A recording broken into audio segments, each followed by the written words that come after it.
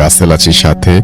আর শুরু হয়ে গেল ভূত এফএম। আপনাদের সবাইকে স্বাগত জানাচ্ছি ভূত এফএমে আজকে, এবং যারা যেখানে আছেন আশা করছি যে আজকে যে স্টোরিগুলো আছে আমাদের কাছে সেগুলো শুনে আনন্দ পাবেন, ভালো লাগবে এবং এনজয় করবেন অনেক বেশি। তাই এখন যেটা করব সেটা হচ্ছে সরাসরি চলে যাব আমরা আমাদের প্রথম অতিথি হিসেবে আছেন আজকে আফনান ভাই, তার কাছে চলে যাব এবং তার কাছ থেকে একটা ঘটনা শুনে আসবো। আশা করছি যে এই ঘটনাটা আপনাদের অনেক বেশি ভালো লাগবে।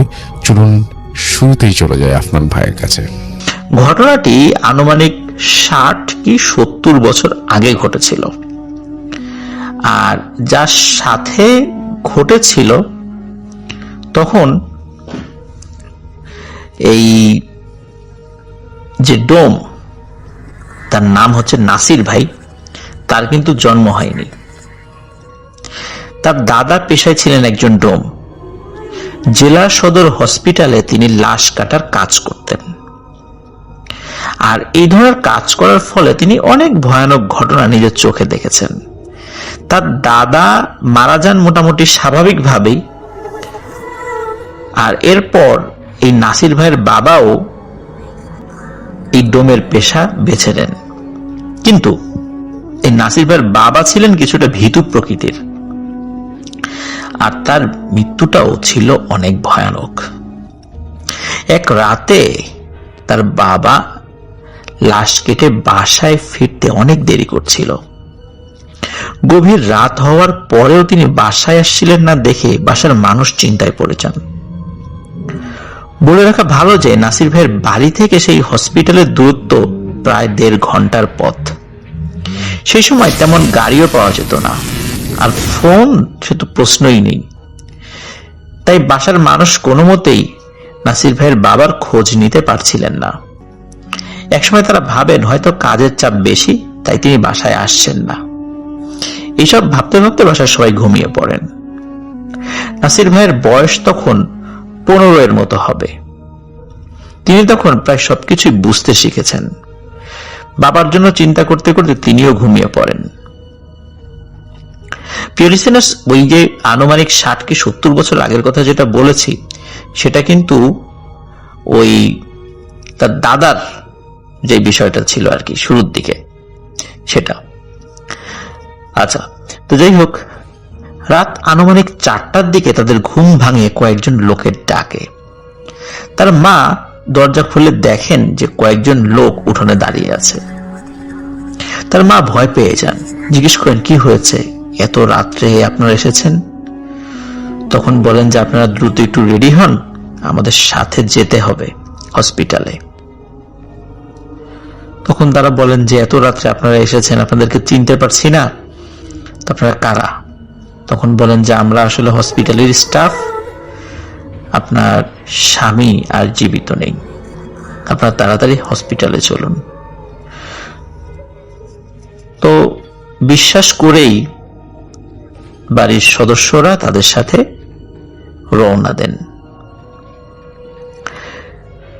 নাসির ভাইয়ের মা, তিনি তো কান্নায় ভেঙে পড়েন, কান্নাকাটি করতে করতেই সবাই রওনা দেন। এই লোকগুলো আসলে কোনো খারাপ লোক ছিল না, কোনো জিনভূত ছিল না, তারা হসপিটালের লোক ছিল। তারা চলে আসে হসপিটালে ওই লোকগুলোর সাথে। হসপিটালে পৌঁছে তারা যা দেখতে পান তা ছিল খুবই ভয়ানক এবং মর্মান্তিক। তারা দেখেন এই নাসির ভাইয়ের যিনি বাবা, তার লাশ কাটা ঘরের সামনে পড়ে আছে। তার ঘাড় থেকে মাথাটা পেছনের দিকে উল্টো করা। বাম হাতের নখ, 2টা নখ সম্পূর্ণ রকমের কাটা। পেটের মাঝখানে নখের আঁচড়। দেখে মনে হচ্ছে কেউ ধারালো ছুরি দিয়ে এক কোপে কেটে ফেলেছে নখ দুটি। লাশের চারিদিকে মাছি ভন ভন করছে, রক্তগুলো কালচে হয়ে জমাট বেঁধে আছে। এসব দেখে নাসির ভাইয়ের মা, নাসির ভাই দুইজনই জ্ঞান হারিয়ে ফেলেন। পরে তাদের মাথায় পানি ঢেলে স্বাভাবিক করা হয়। তারা একটু সুস্থ হয়ে লাশ বাসায় নিয়ে গোসল করিয়ে স্বাভাবিকভাবেই নির্দিষ্ট সময়ে মানুষের উপস্থিতিতে দাফন করে দেন। কিন্তু কেউ তার এমন ভয়ানক মৃত্যুর রহস্য বের করতে পারে না। সবাই ধরে নেয় এটা হয়তো কোনো খারাপ জিনের কাজ, কারণ লাশ কাটা ঘরে এমন ভৌতিক ঘটনা অনেকের সাথেই ঘটে থাকে। ধীরে ধীরে সবাই এই বিষয়টাকে ভুলে যায়। এবার চলে আসি আমাদের মূল ঘটনায়। নাসির ভাইয়ের বয়স তখন আনুমানিক ২৬ বছর। তিনি তার বাবার সাথে ঘটে যাওয়া ঘটনা ভুলতে পারেননি। তিনি ঠিক করেন তিনিও একই হাসপাতালে ডোম হিসেবে কাজ করবেন, কারণ তার বাবার স্মৃতি প্রতিনিয়ত তাকে কুরে কুরে খেত। তার বাবার সাথে এমন ভয়ানক ঘটনা ঘটার পরও তিনি এই কাজে আগ্রহী হন, যেহেতু তার দাদা এই কাজ করতে করতেই মারা গিয়েছেন, তার বাবাও এই কাজ করতে করতেই অস্বাভাবিকভাবে মারা গিয়েছেন। তিনিও এই কাজ করবেন, তিনি এই কাজ থেকে বিমুখ হবেন না। তিনি সেই হসপিটাল লোকদের সাথে যোগাযোগ করেন। আর ওই সময়টাতে প্রিয় লিসেনার্স, আপনারা জানেন যে তখন কিন্তু এই টাইপের কাজ পাওয়াটা কঠিন কিছু ছিল না। শুধু তখন না, এখনো যদি আমরা চিন্তা করি যে ডোমের কাজ কিন্তু অনেকেই করতে চায় না। কোনো সরকারি সার্কুলার দিয়ে কিন্তু ডোম হিসাবে কাউকে নিয়োগ দেওয়া অনেক কঠিন একটি ব্যাপার, কারণ এই কাজগুলো বিশেষ কিছু মানুষ করে থাকে। এই জন্য লেখাপড়া জানা খুব শিক্ষিত মানুষ এই কাজগুলো করতে অনেক ভয় পায়। যাই হোক, তিনি যখন হসপিটালে যান, সেখানকার অনেকেই তাকে চেনে। তিনি বলেন, তুমি সেই মতি ডোমের ছেলে না? তার বাবার নাম ছিল মতি। তো নাসির ভাই মানে নাসির সাহেব তার পরিচয় দেন। পরিচয় পাওয়া মাত্র সবাই তাকে সহকারী ডোম হিসেবে সিলেক্ট করেন। বেশ ভালোই কাজ শিখেছিলেন নাসির ভাই। কয়েকদিনের মধ্যেই তিনি এত ভালো কাজ শিখে যান যে লাশ কাটায় তার জুড়ি মেলা ভার। প্রিয় লিসেনার্স, অনেকেই আমরা জানি যে যারা লাশ কাটে তারা কিছুটা মদ্যপান করে থাকেন বা কিছুটা নেশাগ্রস্ত হয়ে থাকেন ওই সময়টাতে।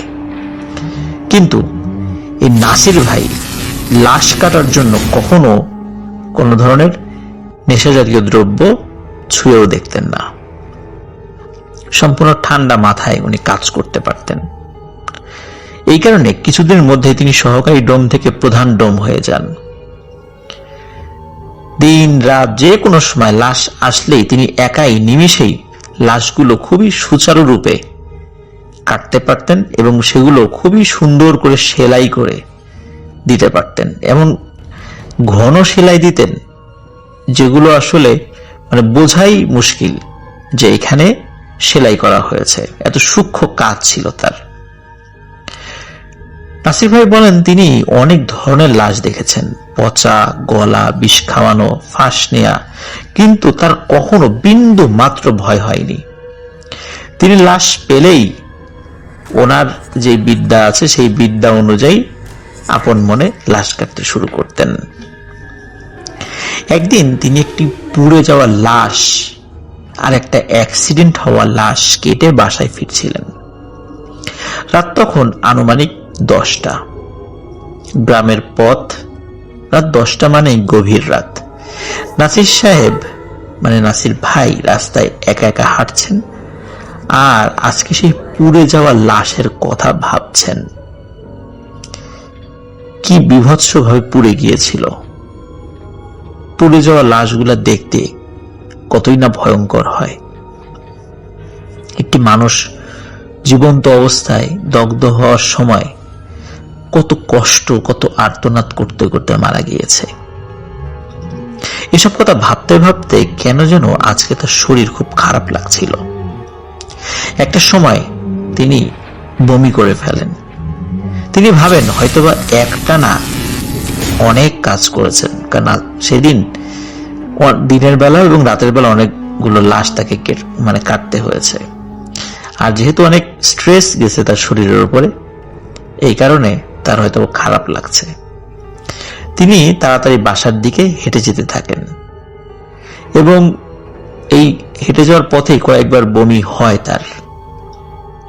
বাসা থেকে যখন দূরত্ব আনুমানিক 30 মিনিটের পথ, তখন তিনি অন্ধকারে স্পষ্ট একটি অবয়ব দেখতে পান, যেটা সাদা কাফনের কাপড়ে মোড়ানো, ঠিক তার সামনেই পড়ে আছে। তিনি প্রথমে কিছুই বুঝতে পারেন না, ভাবেন হয়তো মনের ভুল। চোখ কসলাতে কসলাতে তিনি আবার সামনের দিকে তাকান। চাঁদের আলোয় তিনি যা দেখতে পান তার জন্য তিনি মোটেও প্রস্তুত ছিলেন না। তিনি দেখেন সাদা সাদা কয়েকটা সাপ ঠিক সেই অবয়বটার পাশে বসে সেই অবয়বটাকে এক নাগাড়ে ছোবল দিয়ে যাচ্ছে। আর সেই অবয়বটার সাদা কাফন ধীরে ধীরে কালো হয়ে যাচ্ছে।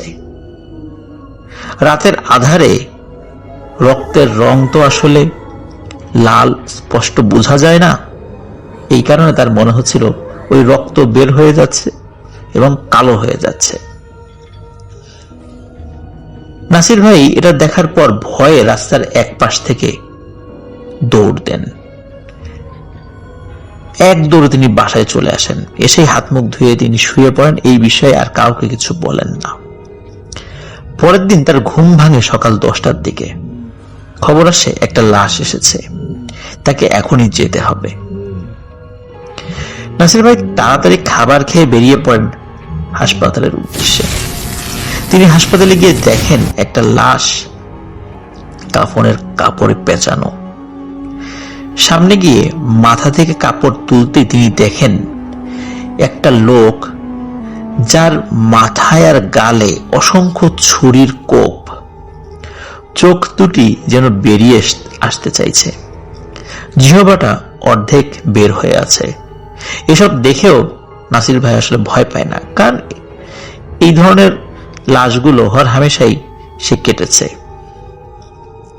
তো সে লাশটি তিনি কাটেন। লাশ কাটার পর হাত মুখ ধুয়ে তিনি বিশ্রাম নিচ্ছিলেন। হঠাৎ করে তিনি শুনতে পান কেউ তাকে ডাকছে, নাসির, নাসির, এই নাসির, নাসির।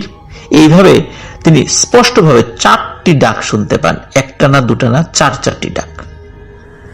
তাই তিনি উঠে বাইরে যান দেখার জন্য যে কে তাকে ডাকছে। বাইরে বের হয়ে তিনি কাউকেই দেখতে পান না। তাই তিনি আবার ফেরত আসেন। কিছুক্ষণ পর একইভাবে আবার তিনি 4টি ডাক শুনতে পান, নাসির, এই নাসির, নাসির, নাসির। এইভাবে 4টি ডাক। তিনি আবারও বাইরে যান, কিন্তু কিছুই খুঁজে পান না। এভাবে ক্রমাগত তার সাথে কয়েকবার একই ধরনের ঘটনা ঘটতে থাকে।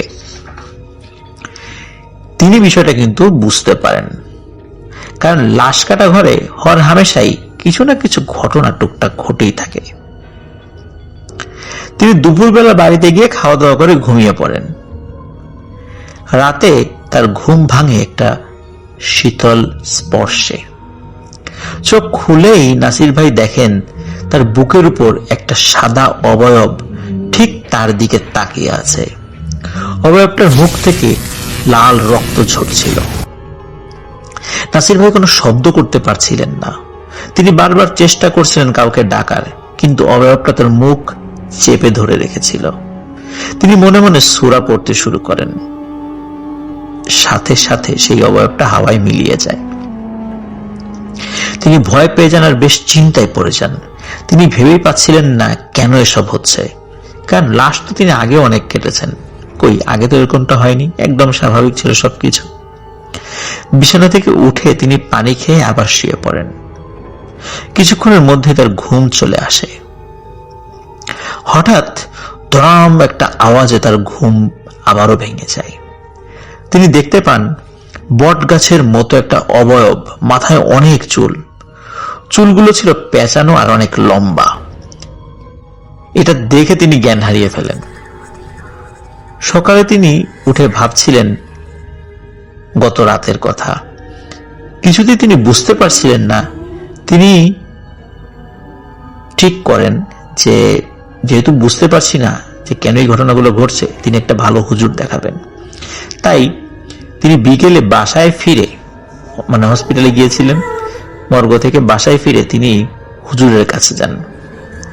হুজুর তাকে পানি পড়া দেন এবং নিয়মিত নামাজ পড়তে বলেন।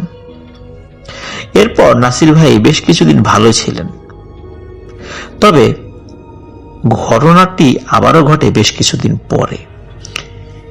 একটা বাস অ্যাক্সিডেন্টে 3 জন লোক মারা গিয়েছিল, তাই তাকেই সব লাশ কাটতে হবে, কারণ অন্য ডোমগুলো ছিল না, কোনো কারণে তারা ছুটিতে গিয়েছিল। তিনি বাসা থেকে খেয়ে সন্ধ্যাবেলা বের হন। এক এক করে প্রায় সবগুলো লাশ তিনি কেটে ফেলেন। বাকি ছিল শুধু একটি লাশ। তিনি কিছুক্ষণ বিশ্রাম নিয়ে আবার লাশ কাটতে যান। হঠাৎ পেছন থেকে কিছু একটা পড়ার আওয়াজ পান। পেছনে তাকাতেই তিনি দেখতে পান অনেকগুলো অবয়ব একই সাথে মেঝেতে শুয়ে আছে। ঠিক অ্যাক্সিডেন্ট হবার পর মৃত মানুষগুলো যেভাবে ছড়িয়ে ছিটিয়ে শুয়ে থাকে, ঠিক সেভাবে। আর কিছু অবয়ব উল্টো হয়ে দেয়ালের সাথে ঝুলে আছে। এটা দেখে তিনি যেই না দৌড় দিতে যাবেন, তখনই ধরাম করে দরজাটি বন্ধ হয়ে যায়। কিছুতেই তিনি দরজা খুলতে পারছিলেন না। আর তিনি যেখানে লাশ কাটছিলেন সেই জায়গাটা আসলে একটু ভেতরের দিকে, বাইরের দিকে আর একটা দরজা রয়েছে, সেটা বন্ধ থাকে, কিন্তু উনি যেই রুমটাতে থাকেন, মানে যেই রুমটাতে লাশ কাটেন, সেটা খোলা রাখেন। কারণ ওনার সহযোগীরা মাঝে মাঝেই তারা মূল দরজাটি খুলে ভেতরে ওই রুমটাতে ঢোকে। ওখানে কিন্তু স্বাভাবিক মানুষের, মানে যারা ওই হসপিটালের বাইরে যারা স্বাভাবিকভাবে হসপিটালে আসেন, তাদের কিন্তু এখানে ঢোকার কোনো এখতিয়ার নেই। তো যাই হোক, তিনি কিছুতেই ওই দরজাটি খুলতে পারছিলেন না। সামনের দিকে তাকাতেই তিনি দেখেন সবগুলো লাশ একসাথে উঠে বসেছে। এসব দেখে তিনি জ্ঞান হারাতে হারাতে শুনতে পান সেই ডাক, নাসির, ও নাসির, নাসির। এভাবে তিনি ডাক শুনেছিলেন, কিন্তু উনি অজ্ঞান হতে হতে শুনেছিলেন। তার জ্ঞান ফিরে ওই হসপিটালেরই একজন স্টাফের ডাকে। ওই সময় নাসির ভাই উঠে দাঁড়াতে পারছিলেন না। সেই স্টাফ তাকে ধরে বাইরে নিয়ে গিয়ে বসায়। একটু স্বাভাবিক হওয়ার পর তার মনে পড়ে বাকি একটা লাশের কথা। তিনি তাড়াতাড়ি সেই একটা লাশ কাটার জন্য লাশ কাটা ঘরে ঢোকেন। তিনি দেখতে পান সেই বাকি লাশটাও কাটা হয়ে গেছে। তিনি খুবই অবাক হন, সবাইকে জিজ্ঞেস করতে থাকেন যে কি ব্যাপার, অন্য কেউ কি লাশটি কেটেছে? কিন্তু সবাই বলে, না তো, অন্য কেউ তো আসেনি, আপনিই তো লাশ কেটেছেন এই 3টা। নাসির ভাই কিছুর সাথেই মেলাতে পারছিলেন না কি ঘটলো ঘটনাটি। আমি তো এই লাশটি কাটা শুরু করেছিলাম, কেবল লাশ কাটলাম কখন এটার? কেন যে তার সাথে সব ঘটনা ঘটছে তিনি কিছুই বুঝতে পারছিলেন না। বাসায় গিয়ে তিনি একটানা 1 সপ্তাহ অসুস্থ থাকেন। সুস্থ হয়ে তিনি আবারও তার কাজে ফিরে যান। একদিন রাতে আসার সময় তিনি দেখেন অনেকগুলো বাচ্চা রাস্তার একপাশে খেলছে। এটা দেখে নাসির ভাইয়ের বেশ অদ্ভুত লাগে যে এত রাতের বেলা এরা কারা। চোখের পলকে পরক্ষণে তিনি দেখেন সব বাচ্চাগুলো তার চারপাশে গোল হয়ে ঘুরছে আর বিড়বিড় করে কি যেন বলছে, কিন্তু নাসির ভাই তাদের ভাষা কিছুতেই বুঝতে পারছিলেন না। এবার তিনি চোখ বন্ধ করে লাগান এক দৌড়ে তিনি কাছাকাছি থাকা একটি মসজিদের ভেতরে পৌঁছে যান। মসজিদের দরজাটা আসলে খোলা ছিল, উপরে শেকল আটকানো ছিল না। আর মফস্বল এরিয়া বা গ্রাম এরিয়ার মসজিদ তো স্বাভাবিকভাবেই ওই সময়ে তালা দেয়া থাকতো না, এখন যেভাবে সবসময় তালা দেয়া থাকে। তো তিনি মসজিদের ভিতরে পৌঁছে যান। চারদিকে তখন স্তব্ধ, কোথাও কোনো শব্দ নেই। নাসির ভাই ঠিক করেন এখান থেকে আজ আর বের হবেন না। তিনি মসজিদের ভেতরেই শুয়ে পড়েন। রাতে তার ঘুম ভাঙে গুনগুন শব্দে। চোখ খুলে দেখেন যে অনেকগুলো অবয়ব মসজিদের ভেতরে ঢুকে সালাত আদায় করছে। তিনি চুপ করে দেখছিলেন। একসময় সালাত শেষ হলে সেখান থেকে একজন তার দিকে এগিয়ে আসেন আর বলেন, নাসির, তুমি খুবই ভালো একজন মানুষ। বিগত কয়েকদিন ধরে তোমার সাথে যা যা ঘটছে আমরা সবই জানি। এই বলে ওই নাসির ভাইয়ের সাথে যা যা ঘটেছে সবকিছু ওই লোকটি বলতে থাকেন। তো নাসির ভাই বুঝতে পারছিলেন যে এই লোক এত কিছু জানলো কিভাবে, তাকে তো আমি চিনি না, আর এমন কিছু কথা বলছে যা অন্য কারো জানার কথাও নয়। পরে সেই লোকটি বলেন, এসব ঘটনার সূত্রপাত ঘটে নাসির ভাইয়ের দাদার সময় থেকেই নাকি। নাসির ভাইয়ের দাদা বেশ কিছু জিনকে বশীভূত করে রেখেছিলেন। তার মধ্যে কয়েকটা খারাপ জিনও ছিল। খারাপ জিনগুলো তার কথা শুনতে চাইতো না। তাই এর মধ্যে কয়েকজনকে তার দাদা বোতলে বন্দি করে সেই লাশ কাটা ঘরের বাইরে এক কোনায় পুঁতে রেখেছিলেন। কিন্তু লাশ কাটা ঘরটি পরবর্তীতে ভেঙে বড় করার সময় সেই জিনগুলো ছাড়া পেয়ে যায়। কারণ হচ্ছে ওই ঘরগুলো যখন বড় করার জন্য বিভিন্ন জায়গায় খনন করা হচ্ছিল, ওই কোদালের বা কুড়োলের কোনো কোপে ওই বোতলগুলো ভেঙে যায়, যার কারণে তারা মুক্ত হয়ে যায়। কিন্তু ওই সময় নাসির ভাইয়ের দাদা কিন্তু আর জীবিত ছিলেন না। ওই সময়ে কাজ করত নাসির ভাইয়ের বাবা। এই কারণে সেই খারাপ জিনগুলো তার বাবাকে নির্মমভাবে হত্যা করেছিল। আর নাসির ভাই যখন সেই লাশ কাটা ঘরে কাজ শুরু করেন তখন খারাপ জিনগুলো তার পিছনে লাগে। নাসির ভাই এক মনে ঘটনাগুলো শুনছিলেন আর তার বাবার জন্য চোখের জল ফেলছিলেন।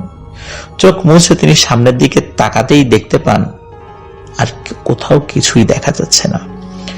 মসজিদের ভেতর তিনি শুধুই একা।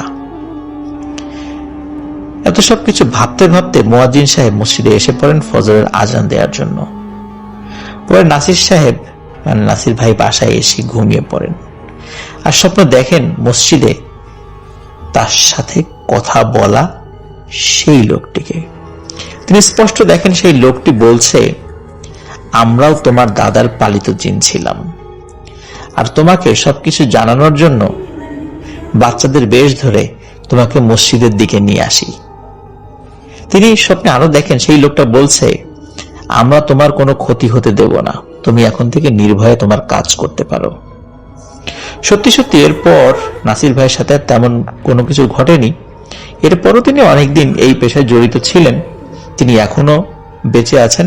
তার বাড়ি মানিকগঞ্জ জেলাতেই। তার গ্রামের নাম রমনপুর।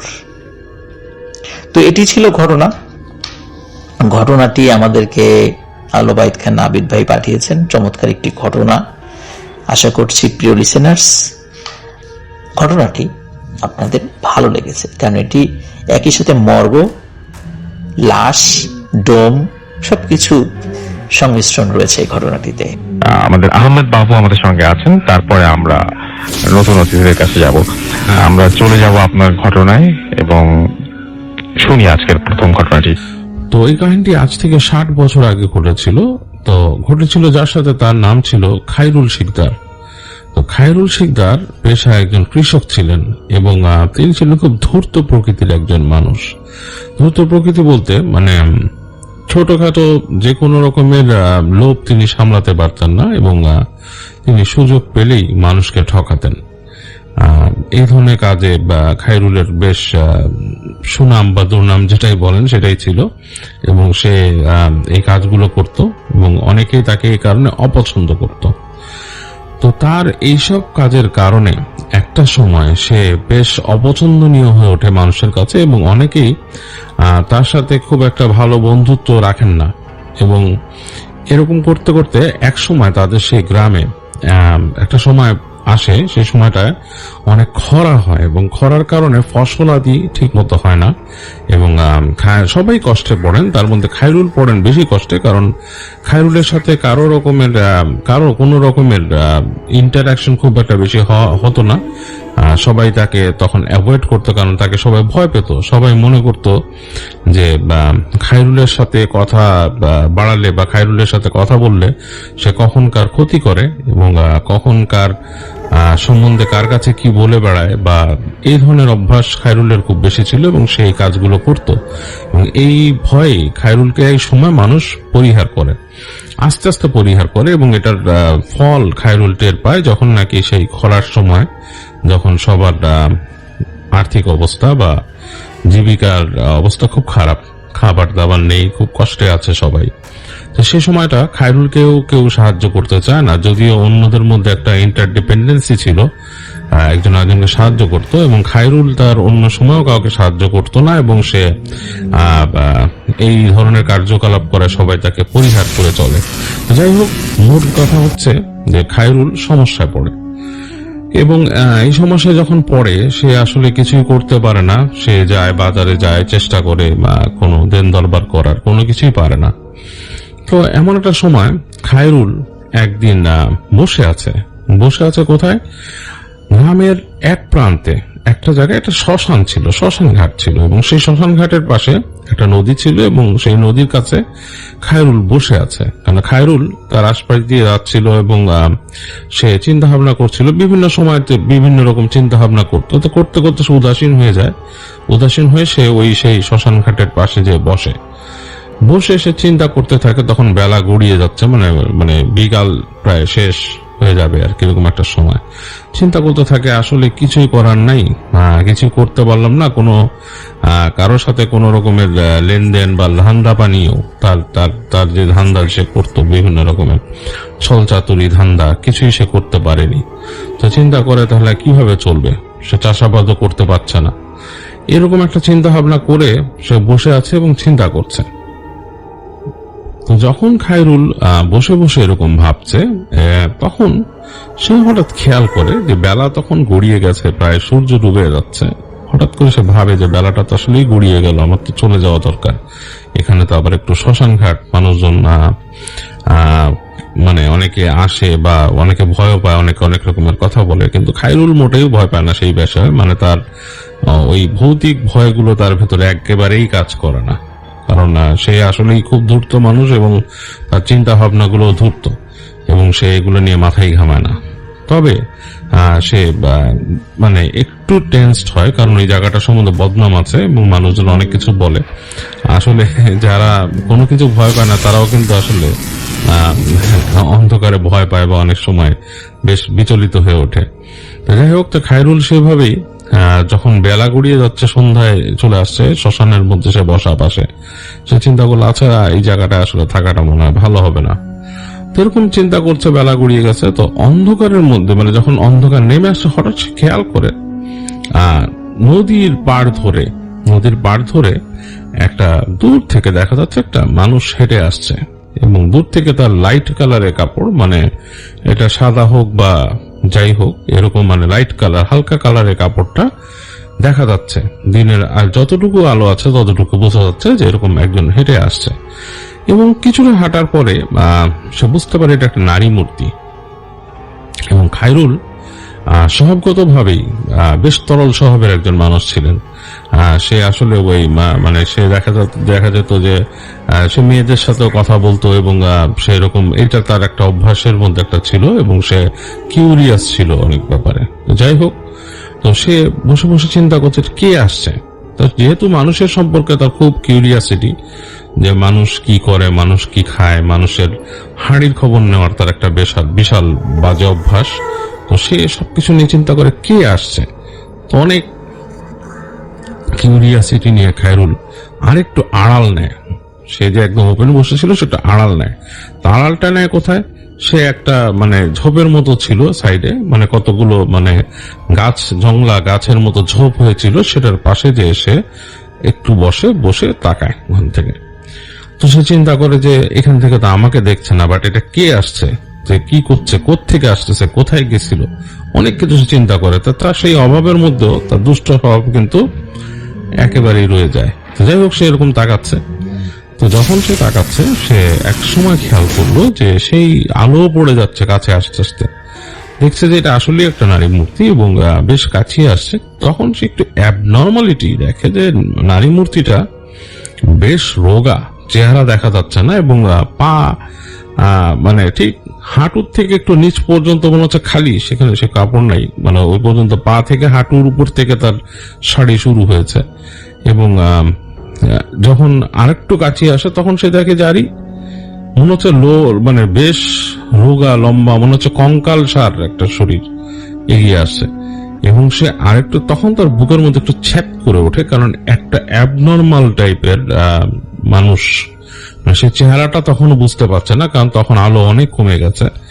দেখছে যে তার যে অ্যাবনর্মাল টাইপের একটা মানে অবয়ব এগিয়ে আসছে, এবং সে অবাক হয়ে খেয়াল করে যে সেই নারী মূর্তিটা হেরে আসছে সোজা তার সেই ঝোপের দিকে। এবং খায়রুল বেশ থতমত খেয়ে যায়, চিন্তা করে যে আসলে ব্যাপারটা কি। এবং আস্তে আস্তে খায়রুল চুপ করে যায়, একদম চুপ করে যায়, তার উপস্থিতি বুঝতেই দিতে চায় না। সে প্রায় পারলে নিঃশ্বাসটাও বন্ধ করে বসে থাকে, সে চুপ করে থাকে।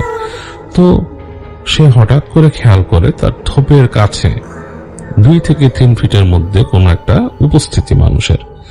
এবং যে আসছে, যে মানুষটা বা যে অবয়বটা আসছে, সেখানে মানুষের কিন্তু একটা এনার্জি, মানে যে কোনো কিছুই, মানে যে কোনো প্রাণ যদি আপনার কাছে আসে, আপনি কিন্তু একটা এনার্জি টের পাবেন। আপনি এটা প্র্যাকটিস করে দেখতে পারেন। সবাই যারা আছেন চোখ বন্ধ করে দেখবেন, কাউকে আসতে বলবেন, আপনার পরিচিত, আপনি দেখবেন না, বাট আপনি কিন্তু বুঝতে পারবেন কেউ একজন এসছে। তো সেইভাবে খায়রুলও কিন্তু সেরকম একটা এনার্জি টের পায়। খায়রুল তো খুব ধূর্ত লোক, আমি বলেছি, সে অনেক কিছু অন্যভাবে চিন্তা করে। তো সে বুঝতে পারে যে তার খুব কাছে কেউ দাঁড়িয়ে আছে। তো তখন সে চুপ করে থাকে, কোনো কথা নাই। হঠাৎ করে খায়রুলের নাকে একটা ঝাঁঝালো ঘ্রাণ বা গন্ধ, যেটাই বলেন, আসে। সেটাকে সুঘ্রাণও বলা যাবে না, আবার মানে বাজে গন্ধও বলা যাবে না। কাইন্ড অফ লাইক যদি দারুচিনির গন্ধটাকে মানে একটু মানে খারাপ, মানে একটু মানে পচিয়ে ফেলা হয়, এই ধরনের একটা গন্ধ, কেমন মানে এই ধরনের একটা গন্ধ তার নাকে আসে। এবং সে চিন্তা করে এটা কি, মানে এটা কি কেউ জর্দা খাইছে বা এরকম কিছু চিন্তা করে। সে অনেকে জর্দা ওই সময় এরকম খেত আর কি, মানে কাঁচা, মানে মানে আনপ্রসেসড জর্দা, সেগুলোর ঘ্রাণ সে চিন্তা করছে আর কি, তামাক আর কি এক ধরনের। তো বা সে একটু হয়ে যায়, অস্বস্তি ফিল করে। তো এই সময় হঠাৎ করে দেখে যে একটা খিনখিনে গলার হাসি নারী কণ্ঠের, সরাসরি বলে যে খায়রুল, একদম খায়রুল করে বলে যে খায়রুল, তুই তো এখানে বসেছিলি আমার দেখার জন্য, এখন লুকাস কেন? তো খায়রুল পুরা থতমত খেয়ে, একদম মানে থতমত খেয়ে যায়। তার নাম ধরে যেহেতু অ্যাড্রেস করে বলছে, সে ফট করে উঠে বসে, কে কে কি ব্যাপার, আমি তো কোনো লুকাই নেই, আমি এখানে বসছিলাম আমার একটা কাজে। তো তখন সে দেখে অন্ধকার কিন্তু হয়ে গেছে, তখন শুধু আকাশের এক কোণে হালকা একটা লালিমা আছে, সেটার সামান্য আলো, মানুষের চেহারা ঠিক মতো বোঝা যায় না, কিন্তু সে বুঝতে পারলো যে তার সামনে যে দাঁড়িয়ে আছে সেটা একটা নারী মূর্তি। এবং তার গাত্রবর্ণ বেশ মানে শ্যামলা আর কি, বেশ কালো, এবং চুলগুলো ছাড়া, মানে চুলের মানে উস্কো খুস্কো ছাড়া, এতটুকু সে বুঝতে পারছে। এবং দেখতে পাচ্ছে না তেমন কিছু, চোখের অংশটা দেখতে পাচ্ছে, যে চোখের মনির পাশটা যে থাকে সাদা, সেটা কিন্তু সাদা। আর যখন সে তার সাথে কথা বলল, মুখ খুললো, তখন সে দেখলো যে তার মুখের দাঁতগুলো সাদা, সেটা সে বুঝতে পারলো। এবং বাকি কিছু কিন্তু সে বুঝতে পারেনি। তো তাকে বলতেছে যে তুই তো এখানে বসেছিলি আমার দেখার জন্যই। তো খায়রুল বলতেছে, না না, আমি এখানে আমার কাজে বসছি। আপনি তুমি কে, তুমি এখানে কোত্থেকে আসছো? একদম সরাসরি তুমি সে অ্যাড্রেস করতেছে, তুমি কে, তুমি এখানে কি ব্যাপার, কি জন্য আসছো, আমারে খুঁজতেছো কেন, আমার নাম জানলা কেমনে? তখন বলে যে এত কিছু জেনে তো তোর নাম, মানে তোর কাজ নাই, তোর দরকার হলো টাকা, তুই পয়সার জন্য আসছিস না এখানে, পয়সার জন্য তো আসছিস। তো সে বলে, আমি পয়সার জন্য এখানে আসবো কেন, আমি এই বসেছিলাম এখানে আমার কাজে, তো কি ব্যাপার, আর আমার পয়সা লাগবে না কি লাগবে এটা তুমি কেমনে জানো? এটা এমনি অনেকেই কইতে পারে, কারণ এখন অভাবের সময়, আমার পয়সা লাগবো, লাগে তো সবারই। তখন সে নারী মূর্তি বলে যে তুই দেখি বেশি পক পক করো, আর একবার বেশি পক পক করলে মাটির তলে গাইড়া ফেলামো।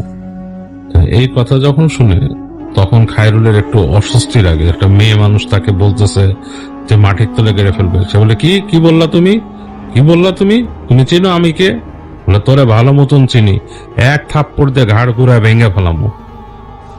তো এই কথাগুলো শুনে খায়রুল বেশ টেনশনে পড়ে যায়, কারণ খায়রুল দেখে যে আসলেই এই নারী মূর্তিটাকে অন্য 10টা নারী মূর্তির মতো লাগছে না, সে টোটালি ডিফারেন্ট একটা ক্যারেক্টার। এবং সে তখন চিন্তা করে, সে তো অনেক ধূর্ত, সে চিন্তা করে আসলেই তো আমি আসলে ছিলাম শ্মশানের পাশে একেবারে সন্ধ্যার সময়, এটা আসলে কি মানুষ না অন্য কিছু? অনেকে তো বলে শ্মশানের ওইখানে থাকে এরকম বাজে খারাপ জিনিস থাকে, পিশাচ থাকে। তারা তো আসলে পিশাচ না, তারা বলতো শাকচুন্নি থাকে, এগুলা থাকে। তো এগুলা কি এরকম কিছু? ও যখন এগুলা ভাবতেছে তখন দেখে সে নারী মূর্তি হাসতেছে, তার মানে তার ভাবনাটা শুনেই মনে হয় হাসতেছে, এরকম একটা ব্যাপার যে তার ভাবনাটা শুনতে পারছে। সে খিক করে হেসে দেয় বলে কি ঠিকই তো, তুই দেখি ভালোই ভয় পাস, তোর কি টাকা কামানোর ইচ্ছা আছে? তোর কামানোর ইচ্ছা আছে? তুই কিছু চাস? তুই বলে তাহলে আমি তোর ব্যবস্থা করে দিই। তখন খায়রুল একটু চিন্তা করে, বলে কি তুমি কেমনে ব্যবস্থা করবা, তুমি কে? আমি কে, আমার এটা জানি না, তোর কাজ নাই, তোর তো আমি ব্যবস্থা করে দেবো, তুই যদি চাস তোর ব্যবস্থা করে দেবো। তখন খায়রুল বলে যে ঠিক আছে, তুমি কি নিবা? এটা তোর জানি না, লাভ নাই, আমি কি নিবো? আমি যা কমু তুই তা করবি, করলে তুই টাকা পাবি, বা তোর যা চাস, তোর যে সমস্যা, তোর অভাব মিটাই দেবো আমি। এই কথা শুনে খায়রুল আসলে কিছুক্ষণ চুপ করে থেকে বলে, বলো তুমি কি করা লাগবো, তুমি কি করা লাগবো কও, আমি করে দেবো, কিন্তু আমি কিন্তু এমন খারাপ কিছু করতে পারবো না যেটা তুমি মানে আমার দিয়ে আশা করতে পারবো না, কারণ আমি কোনো চুরি ডাকাতির মধ্যে নাই, আমি কাউকে খুন করার মধ্যে নাই। তো তখন বলে যে না, তোরে এইসব কোনো কাজ দেবো না, তোরে যে কাজ দেবো সেই কাজ তুই করতে পারবি। তো যখন এই কথা বলছে, সেই নারী মূর্তির সাথে তার কথা হচ্ছে, তখন কিন্তু অলরেডি সূর্য ডুবে গেছে, বেশ অন্ধকার ঘুরঘুরটি অন্ধকার নেমে আসছে ওই জায়গায়, জাস্ট আকাশের আলো আছে এবং খায়রুল দাঁড়িয়ে কথা বলছে। এবং খায়রুল সেই নারী মূর্তিকে আর শুধু তার অবয়বটা ছাড়া আর তেমন কিছুই দেখছে না। তো খায়রুল বেশ সাহসী হয়, সে তারপরও সে নারীকে তাগাদা দেয় যে আচ্ছা ঠিক আছে, বলো কি করতে হবে, আমি তোমারে সেটা করে দিব, আর বিনিময়ে আমি কি পাবো সেটা আমারে বলবা, আমি কিভাবে করতে হবে।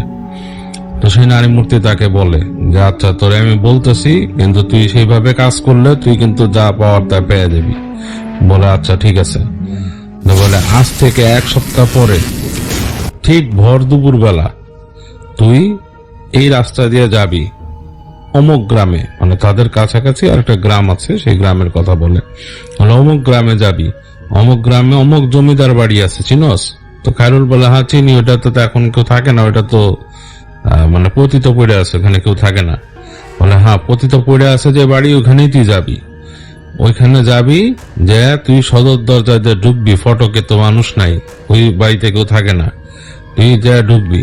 তো বলে যে হ্যাঁ আমি ঢুকবো, ঢোকার পরে ঢুইকা তুই একদম ভিতরে চলে যাবি। তো সে বলে তুমি এটা কি বলো, ওখানে এখানে কত মানে ভাঙ্গা চোরা বাড়ি, সাপ খোপ আছে, কত কিছু মানুষ, কত কিছু। বলে কিচ্ছু হইব না, তুই যাবি, তুই সোজা হাইটে চলে যাবি ভিতরে, ভিতরে যখন ঢুকবি তুই বাড়িতে, তুই কিন্তু আর এদিক ওদিক চাবি না, তুই সোজা চলে যাবি। তখন সে একটা ম্যাপ বলে দেয় ওই বাড়ির, বলে যে তুই এরকম এরকম এরকম জায়গা দিয়ে যাবি, যাওয়ার পরে সে ওকে বলে যে একটা সিঁড়ি পাবি, ওই সিঁড়ি দিয়ে তুই নিচে নেমে যাবি। তো নিচে নেমে যায় দেখবি সেইখানে একটা বড় ঘর আছে, এবং সেই ঘরের পাশে দেখবি 3টা কামরা পাশাপাশি, এবং 3টা কামরার প্রথম যে কামরাটা পাবি সেটা তুই দরজা খুলবি, তো ওইটার দরজার মধ্যে দেখবি কোনো তালা নাই, কিচ্ছু নাই। কথা বলে তাহলে কি মানে তাহলে আর ওই দরজা, তার সমস্যা কি, তালা না থাকলে এটা বলার কি আছে? বলার আছে, কারণ ওই দরজার মধ্যে দেখবি একটা কাপড় দিয়া, মানে কাপড় এবং সুতা দিয়ে পেঁচানো আছে, ওইটা কিন্তু তুই কাটবি না, তুই গিট্টু খুলবি, তুই একটা একটা করে গিট্টু খুলবি, এটার মধ্যে যে কটা গিট্টু আছে গিট্টু খুলবি, খুললে তুই দরজাটা খুলবি। তারপর দরজা খোলার পরে তুই যা দেখবি ওইখানে একটা হাড়ি রাখা আছে এবং হাড়িটার মাথা বা হাড়িটার মুখ কিছু দিয়ে বন্ধ করা চারিপাশে, মানে কোনো কিছু একটা দিয়ে বন্ধ করে রাখছে চারিপাশ থেকে, বাতাস পেরে না এরকম। তুই হাড়িটারে নিবি, হাড়িটারে নিয়ে একটা আছাড় দিয়ে ভেঙে ফেলবি। তারপর কইতে হাসার দিয়া ভাঙ্গার পরে তুই ওইখানে দেখবি তোর জন্য আমি একটা কিছু রাইখা দেবো, তুই ওইটা নিয়ে চলে আসবি। তো বলে তুমি যদি ওইখানে ওই একটা কিছু রেখে আসতে পারো তো তুমি যে কেন হাড়ি ভাঙবো না? কয় না, আমি হাড়ি ভাঙতে পারবো না, তুই যে হাড়ি ভাঙবি, তুই এত বেশি কথা কইস না, তুই যাবি যে হাড়ি ভাঙবি, তুই যা পাওয়ার কিন্তু পাবি ওই জায়গায়, কিন্তু আরেকটা কথা, তুই কিন্তু ওই জায়গায় আর যাবি না, তোর ওই জায়গা ওইখানেই শেষ, তুই ওখান থেকে যা পাবি নিয়ে চলে আসবি।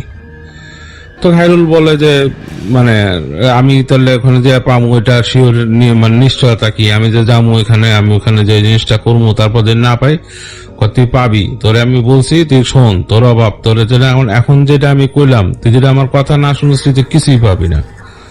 তো যাই বলে তো ঠিক আছে তুই মনে রাখিস আজ থেকে 7 দিন পরে, বলে সেই মহিলা মানে সেই নারী মূর্তি দেখে ঘুরে চলে যেতে থাকে এবং সে বুঝতে পারে কিছু দূর হেঁটে যাওয়ার পরে সে মনে করে অন্ধকারে সে মিলায় যায় আর কি। তো খায়রুল কিছুক্ষণ ঠায় দাঁড়ায় থাকে, থেকে সে মানে আর কি চিন্তা করে যে মানে এটা কি হলো, এটা কি আসলেই সে কিছু দেখলো নাকি এটা তার একটা ভ্রম হলো। সে বেশ খানিকটা কনফিউজ হয়ে যায়। সে বলে তার মতো মানুষের তো ভ্রম হওয়ার কথা না, কারণ সে তো আসলে মানে বেশ চালাক চতুর মানুষ।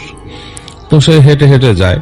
খায়রুলের তখনকার সময় খায়রুল এমনও না যে দিনে কোনো প্রিপারেশন নিয়ে আসছে, তার সাথে কোনো টর্চ লাইট বা ফ্ল্যাশ লাইট আছে এরকমও না, সে ভেরিফাই করবে আশেপাশে আলো মেরে। আকাশ অন্ধকার, তখন চাঁদও নাই, ওই দিন চাঁদ ছাড়া ছিল, অমাবস্যা ছিল সম্ভবত। তো যাই হোক,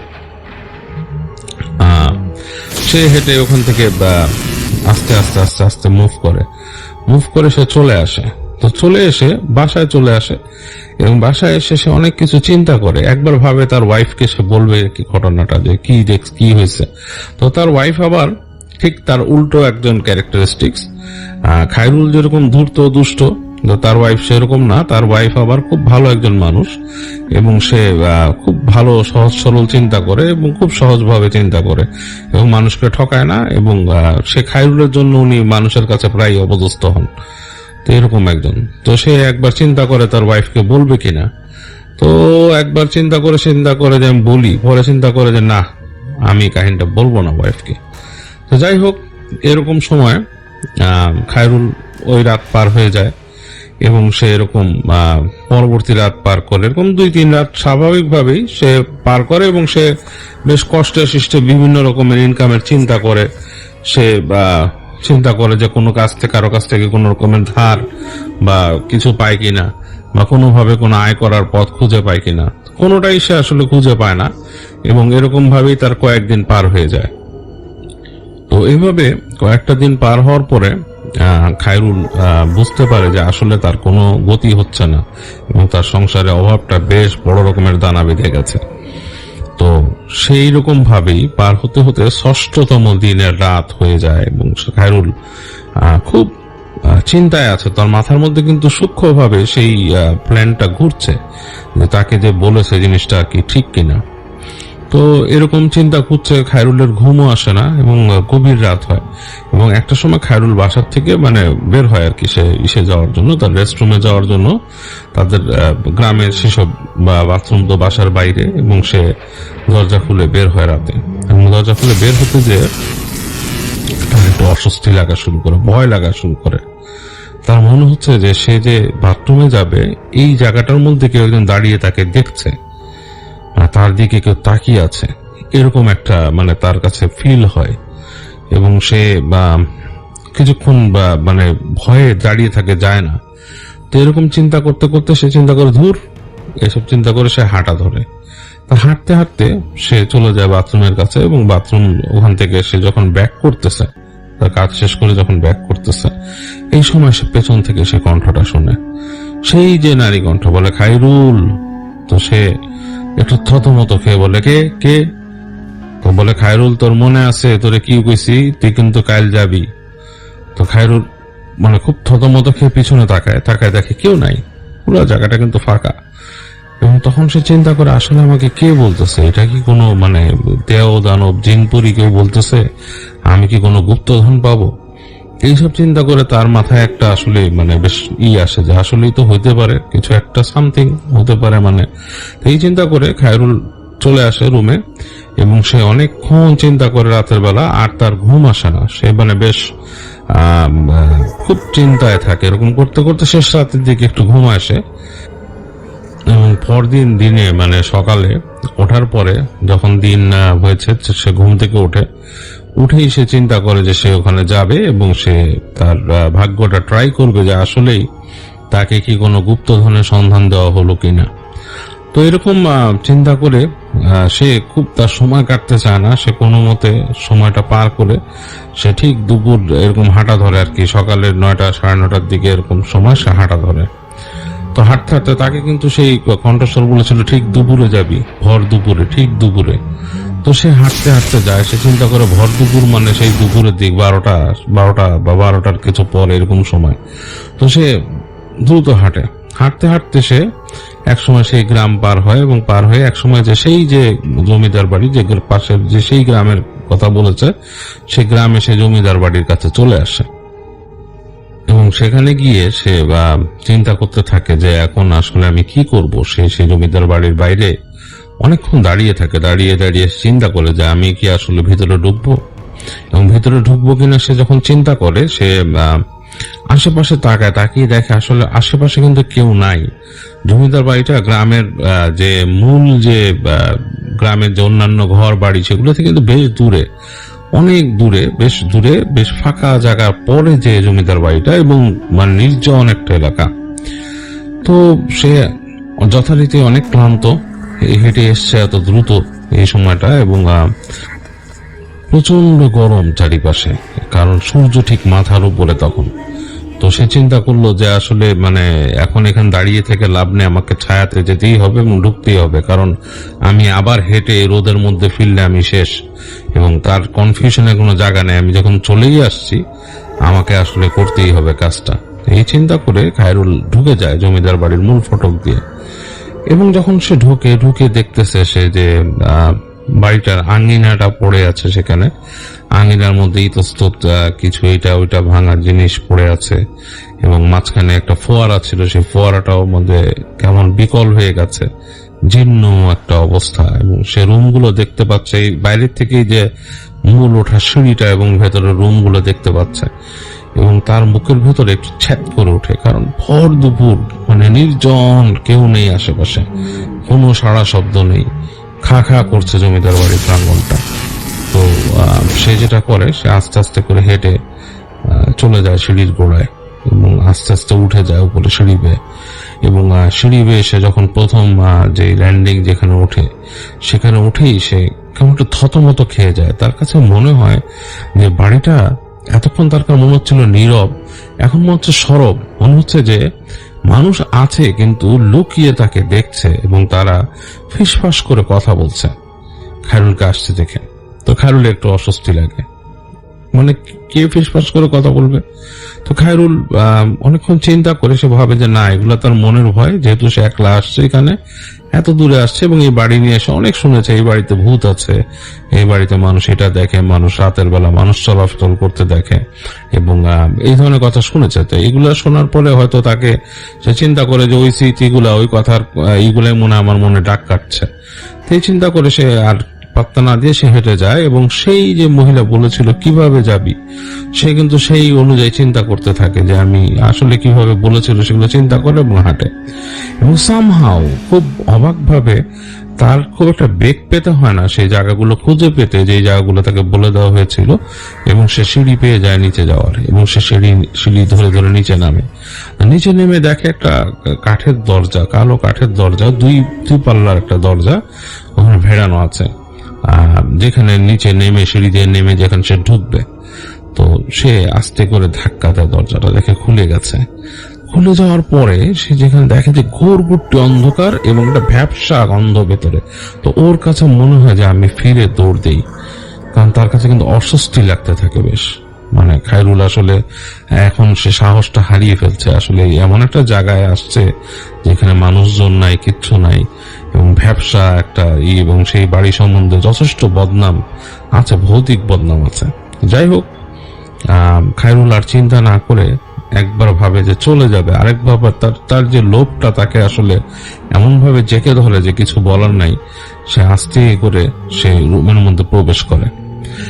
তো সেই রুমে যে ঢুকে দেখে রুমের সে যে ঢুকেছে সেখানে রুমটার মেঝে বেশ মসৃণ, কারণ সে উপলব্ধি করতে পারে রুমটার মেঝে মসৃণ, এবং সেখানে অন্ধকারের মধ্যে কেমন যেন একটা আলো আলো ভাব আছে, হালকা একটা আলোর মতো ভাব আছে, যেটা মনে করেন যে সে মনে করে যে হ্যাঁ, মানে এমন একটা ব্যাপার যে মনে হচ্ছে যে সামনে কিছু আছে, সেগুলো দেখা যায়, এরকম কোন একটা মানে ফিল নিয়ে সে চিন্তা করতে থাকে, বা এরকম একটা আলো সে দেখতে পায় যে হালকা একটা আলোর মতো বিচ্ছুরণ রুমের মধ্যে আছে, কোনো জায়গার থেকে আসছে, মানে সোর্সটাকে সে বুঝতে পারে না। যাই হোক, সে এর মধ্যে হেঁটে যায়। সে অবশ্য এবার সাথে করে একটা লাইট নিয়ে আসছে, তার বাড়িতে একটা লাইট ছিল, সেই লাইটটাকে সে নিয়ে আসছে সাথে করে, কিন্তু লাইটের ব্যাটারি খুবই মানে ওর হওয়াতে সে বুঝতে পারছে না যে সে ইউজ করবে কিনা।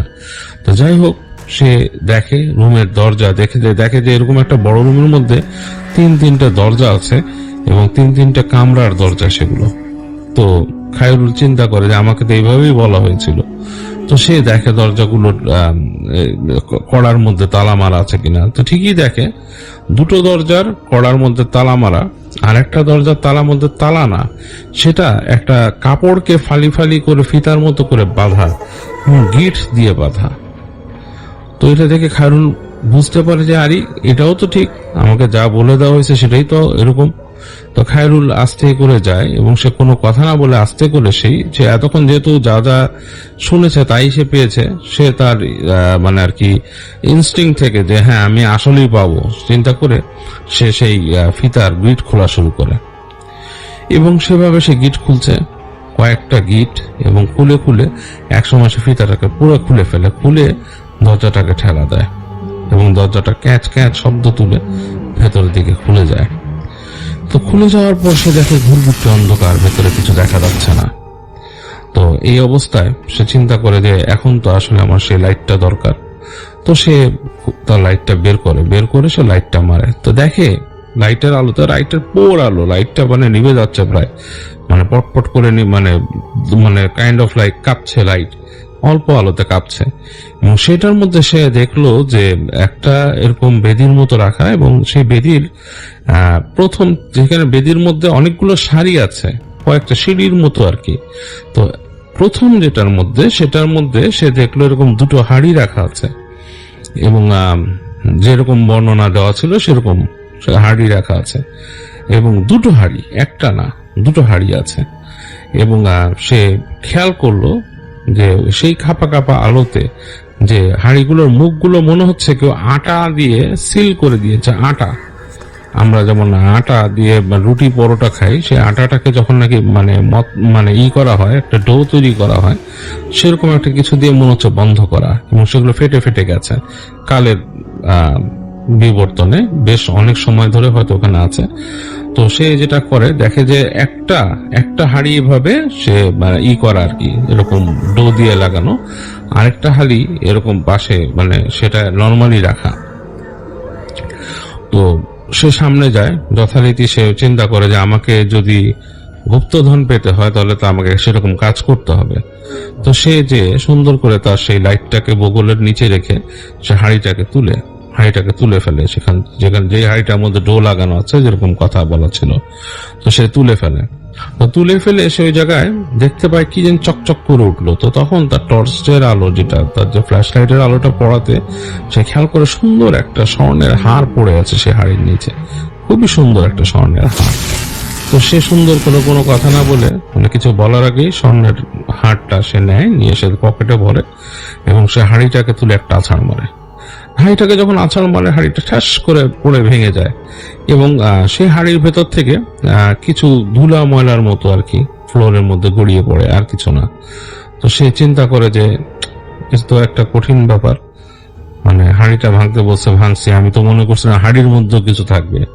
তো সে সেটা না পেয়ে সে চিন্তা করে যে আসলে কি সোনার হার তো একটা পাইছি। তখন সে পাশে যে হাড়িটা আছে সে চিন্তা করে এটাও আমি ভেঙে ফেলি। তো সে ওইটা নেয়, সে ওইটা নিয়ে সেটার ঢাকনা খুলে, ঢাকনা খোলার পরে দেখে ভিতরে কিচ্ছু নাই, খালি একটা হাড়ি, এবং সেটাকে উপরে তুলে দেখে কিচ্ছু নাই। তো সেটাকে সে এরকম ফেলে রাখে আর কি, সেটাকে আর ভাঙে না। ফেলে রেখে সে আস্তে করে ওইখান থেকে আস্তে বেরিয়ে আসে, এবং বেরিয়ে এসে সে ব্যাক করে তার গ্রামের দিকে চলে আসে। তো যখন চলে আসে তখন সে কিন্তু সেই দুপুর গড়িয়ে গেছে, বিকাল হয়ে আসছে, তার কাছে আর কোনো ই নাই, সে হাঁপাচ্ছে। এবং সে তখন বাসায় এসে চিন্তা করে যে আমি আজকে আমার স্ত্রীর সাথে এটা শেয়ার করব, কারণ তাকে তো দেখাতে হবে সোনার হারটা। তো সে বাসায় ফিরে সে যথারীতি বিকালবেলা সে একটু রেস্ট নেয়, রেস্ট নিয়ে সে সন্ধ্যার দিকে তার স্ত্রীকে সব খুলে বলে যে এরকম এরকম একটা কাহিনী হয়েছে। তো স্ত্রী তো মানে শুনে জিভে কামড় দেয়, বলে তুমি এটা কি করছো, এটা তো মানে তোমার ঠিক হয় নাই, কার সাথে কথা বলছো, এটা কি কোনো পেতনির সাথে কথা বলছো বা কি, কারে তুমি কি হাড়ি ভাঙলা, কোথায় গেলা তুমি? তো বলে চুপ, স্ত্রীকে বলে তুমি একটা কথা বলবো না, একদম চুপ থাকো, আমি এই দুঃসময়ের মধ্যে সোনার হার পাইছি, এবং সে দেখায় যে এই সোনার হার দিয়ে আমি অনেক টাকা পাবো, এই সেই। তো সে চিন্তা করে, তো কোনো কথা বলে না। তো সে এরকম রাত হয়ে যায় এক সময়, তো সে আর কোনো কথা না বলে চুপচাপ সে তার এই সোনার হারটাকে কিন্তু সে ঘরের মধ্যে তার যে ট্রাঙ্ক ছিল ট্রাঙ্কের মধ্যে সে রেখে দেয়। রেখে দিয়ে সে শুয়ে শুয়ে চিন্তা করছে যে আসলে এটা কি হলো, কার কাছে বিক্রি করবে সোনার হার, এরকম চিন্তা ভাবনা তার মাথার মধ্যে ঢুকছে। নিজেকে সে বেশ ধনী ভাবতেছে, কারণ সেই সোনার হার দিয়ে সে অনেক বেশ টাকা পাবে, সে ভালোই বুঝতেছে। তো এরকম চিন্তা করতে করতে সে চিন্তা করে যে আরে ওইখানে তো আসলে তাকের উপরে আরো আমি দেখছি, মানে আরো তাক আছে, মানে যেইখানে রাখা ছিল হাড়িগুলা তার উপরের দিকে আরো তাক আছে, এবং ওখানেও কিন্তু আরো জিনিস আছে। আমি তো অনেক বোকা, আমি কেন দেখলাম না ওখানে যে আরো কিছু আছে কিনা, আমি বিশাল বোকা। তো এইসব চিন্তা করতে সে বলছে আমি যাবো ওইখানে, আবার যাব, এরকম চিন্তা করতেছে। তো এরকম যখন চিন্তা করতেছে রাতের বেলা, তো এরকম চিন্তা করতে করতে এক সময় তার ঘুম চলে আসে। তো সে প্রায় তন্দ্রার মধ্যে ঘুমিয়েই যায় সে। এবং যখন সে ঘুমিয়ে গেল তখন সে বেশ ঘুমের মধ্যে স্বপ্ন দেখতে থাকে অনেক কিছু, সেই জমিদার বাড়ি এবং জমিদার বাড়ির আশেপাশের যে জায়গা দিয়ে গেছে সেগুলো, এবং তার কাছে স্বপ্নের মধ্যে মনে হয় যে সে সিঁড়ি দিয়ে উঠছে, কিছু মানুষ কথা বলছে এই পাশে, অনেক কিছু। তো এইসব স্বপ্ন দেখতে দেখতে সে বেশ মানে রহস্যময় তার কাছে লাগে জগৎটা। তো যাই হোক, এরকম ঘুমের মধ্যেই হঠাৎ করে তার মানে তার ঘুম ভেঙে যায়, এবং তার ঘুম ভেঙে যায় হঠাৎ করে সে দেখে যে রুমের মধ্যে অন্ধকার, ঘুরঘুরটি অন্ধকার, কেউ নেই, এবং মানে বেশ একটা মানে কেমন একটা ঘ্রাণ সেই রুমের মধ্যে এসে পড়ছে। এবং ঘ্রাণটা এইবার সে একটা ঘ্রাণ পাচ্ছে, ঘ্রাণটা হচ্ছে কাইন্ড অফ লাইক আপনার যদি দারচিনি, খুব সুঘ্রাণ একটা দারচিনির একটা সুঘ্রাণ, খুব সুন্দর একটা নাইস স্মেল দারচিনির। তো সে চিন্তা করে এটা কোত্থেকে আসতেছে। তো এই সময় সে হঠাৎ করে তার দরজার মধ্যে যে তার যে রুমের যে দরজা, সেখানে সে খটখট খটখট খটখট শব্দ শুনতে পায়, মনে হয় কেউ নক করছে, এবং ফিস ফিস শব্দ শুনতে পায়, খাইরুল খাইরুল, খুব মিষ্টি গন্ধে কেউ ডাকছে। এবং তখন সে আসলে না অনেকটা মন্ত্রমুগ্ধ হয়ে যায়। সে চিন্তা করে এত সুন্দর কণ্ঠে কে রাখছে। সে উঠে যায়, খায়রুল বিছনা থেকে উঠে যায়। উঠে সে আস্তে আস্তে হেঁটে, সে কিন্তু খেয়ালও নাই যে তার স্ত্রী শুয়ে আছে পাশে, সে উঠে যায় এবং মানে লাইক মন্ত্রমুগ্ধের মতো সে যে তার দরজাটা খুলে। তো দরজা খোলার পর এক ঝাঁক বাতাস প্রবেশ করে এবং বাতাসের সাথেই সেই ঘ্রাণটা থাকে। এবং তখন সে দেখে যে উঠানের ওই পাশ থেকে আবার ডাকছে খায়রুল খায়রুল, এরকম ফিস ফিস করে। তো সে আস্তে আস্তে করে হেঁটে উঠানে যায়।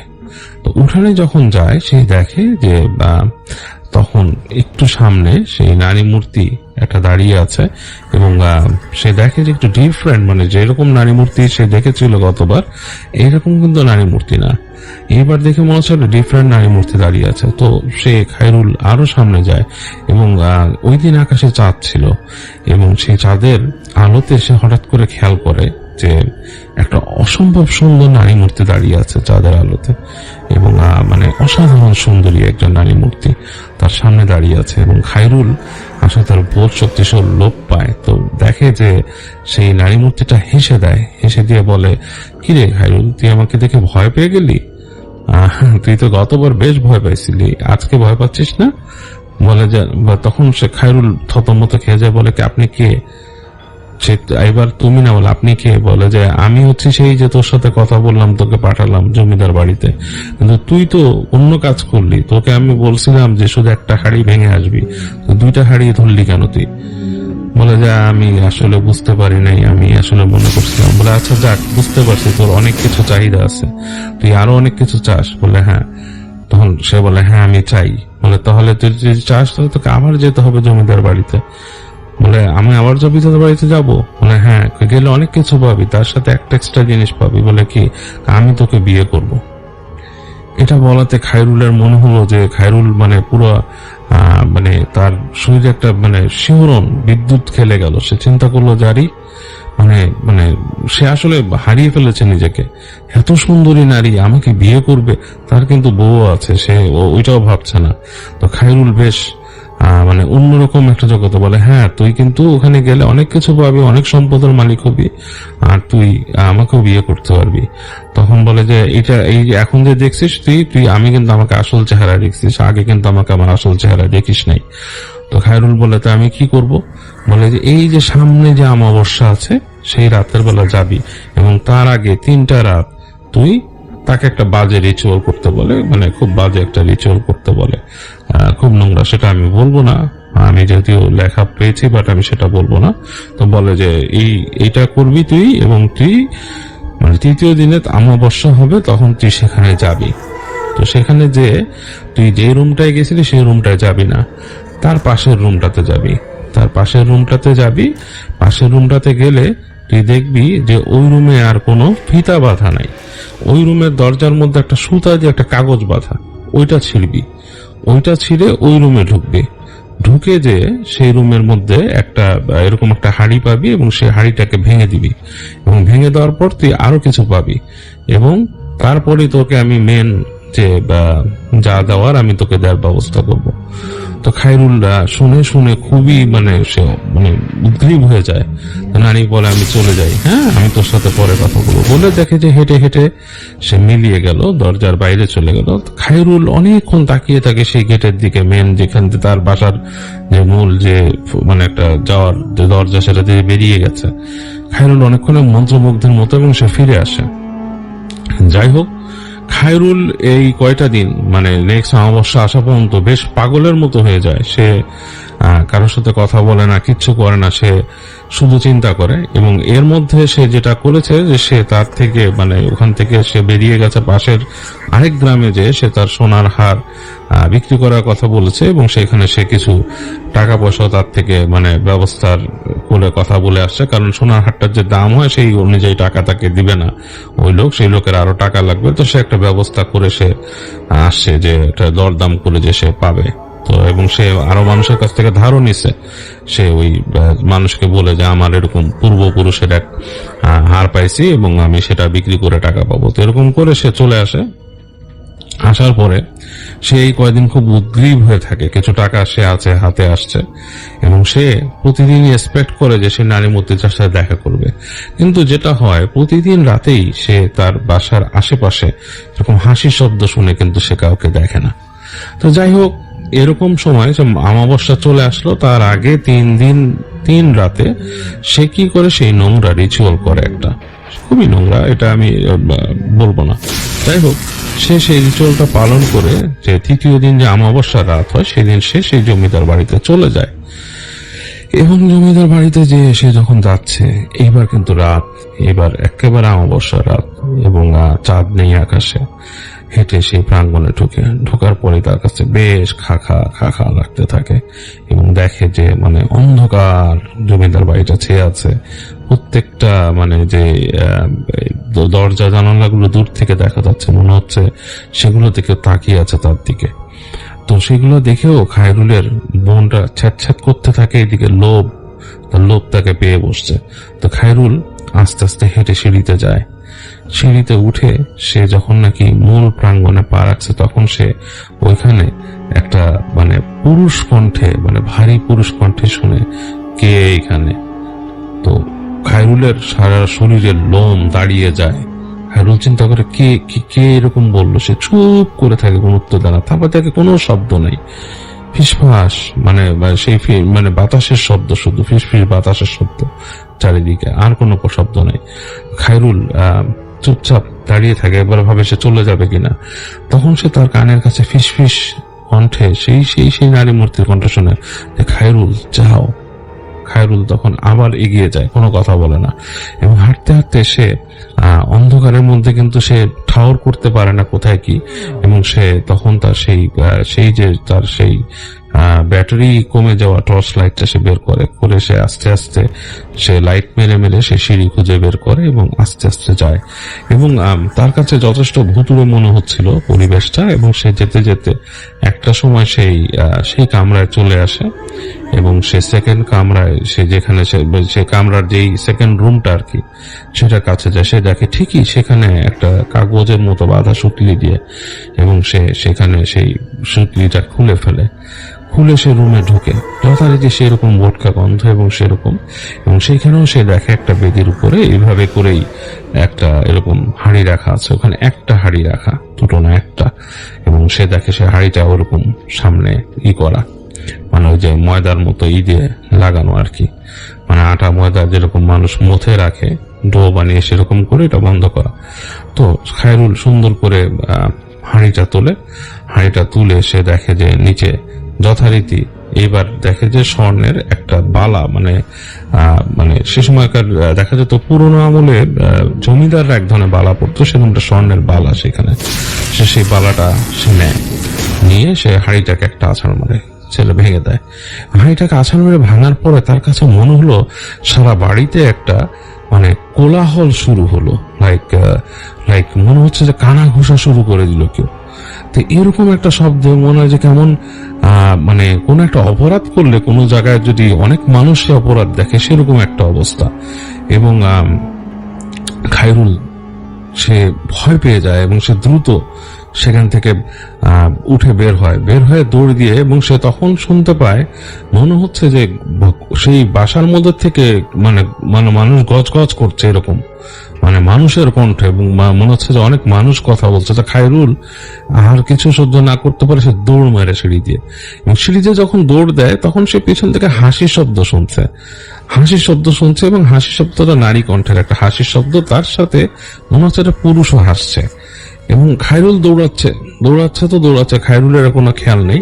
তো সে যখন নাকি তার গ্রামের ইসের কাছে চলে আসে, তার বাসার কাছে চলে আসে, তখন সে একটা নারকেল গাছের কাছ দিয়ে যাচ্ছিল। উপর থেকে খুব জোরে একটা নারকেল ছিঁড়ে এসে তার গায়ের মধ্যে পড়ে, তার ঘাড়ে ধিপ করে পড়ে, এবং সে প্রচন্ড আর্তনাদ করে পড়ে যায়।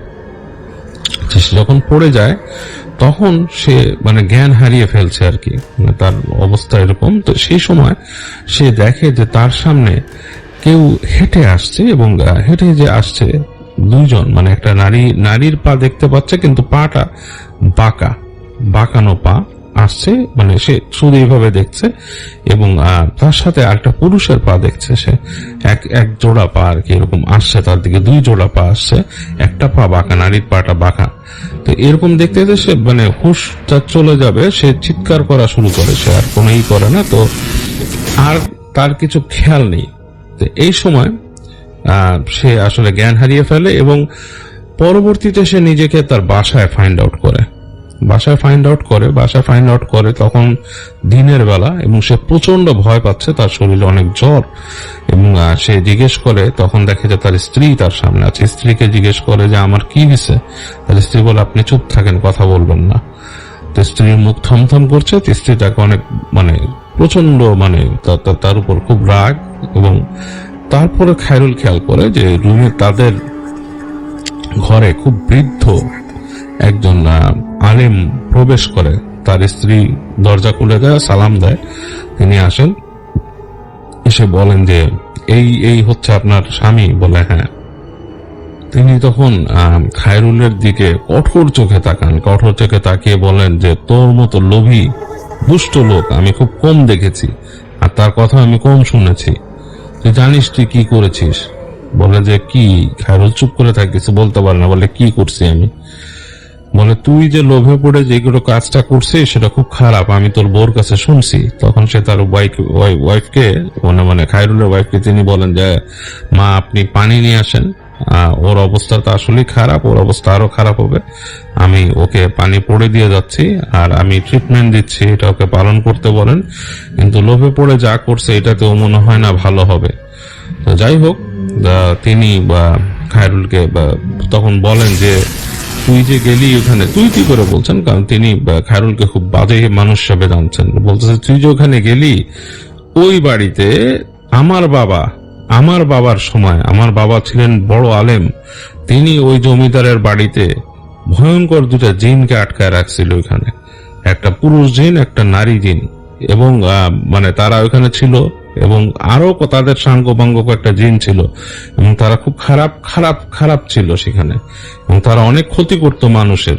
ওই জমিদার তাদেরকে কালো জাদুর মাধ্যমে পুষতো।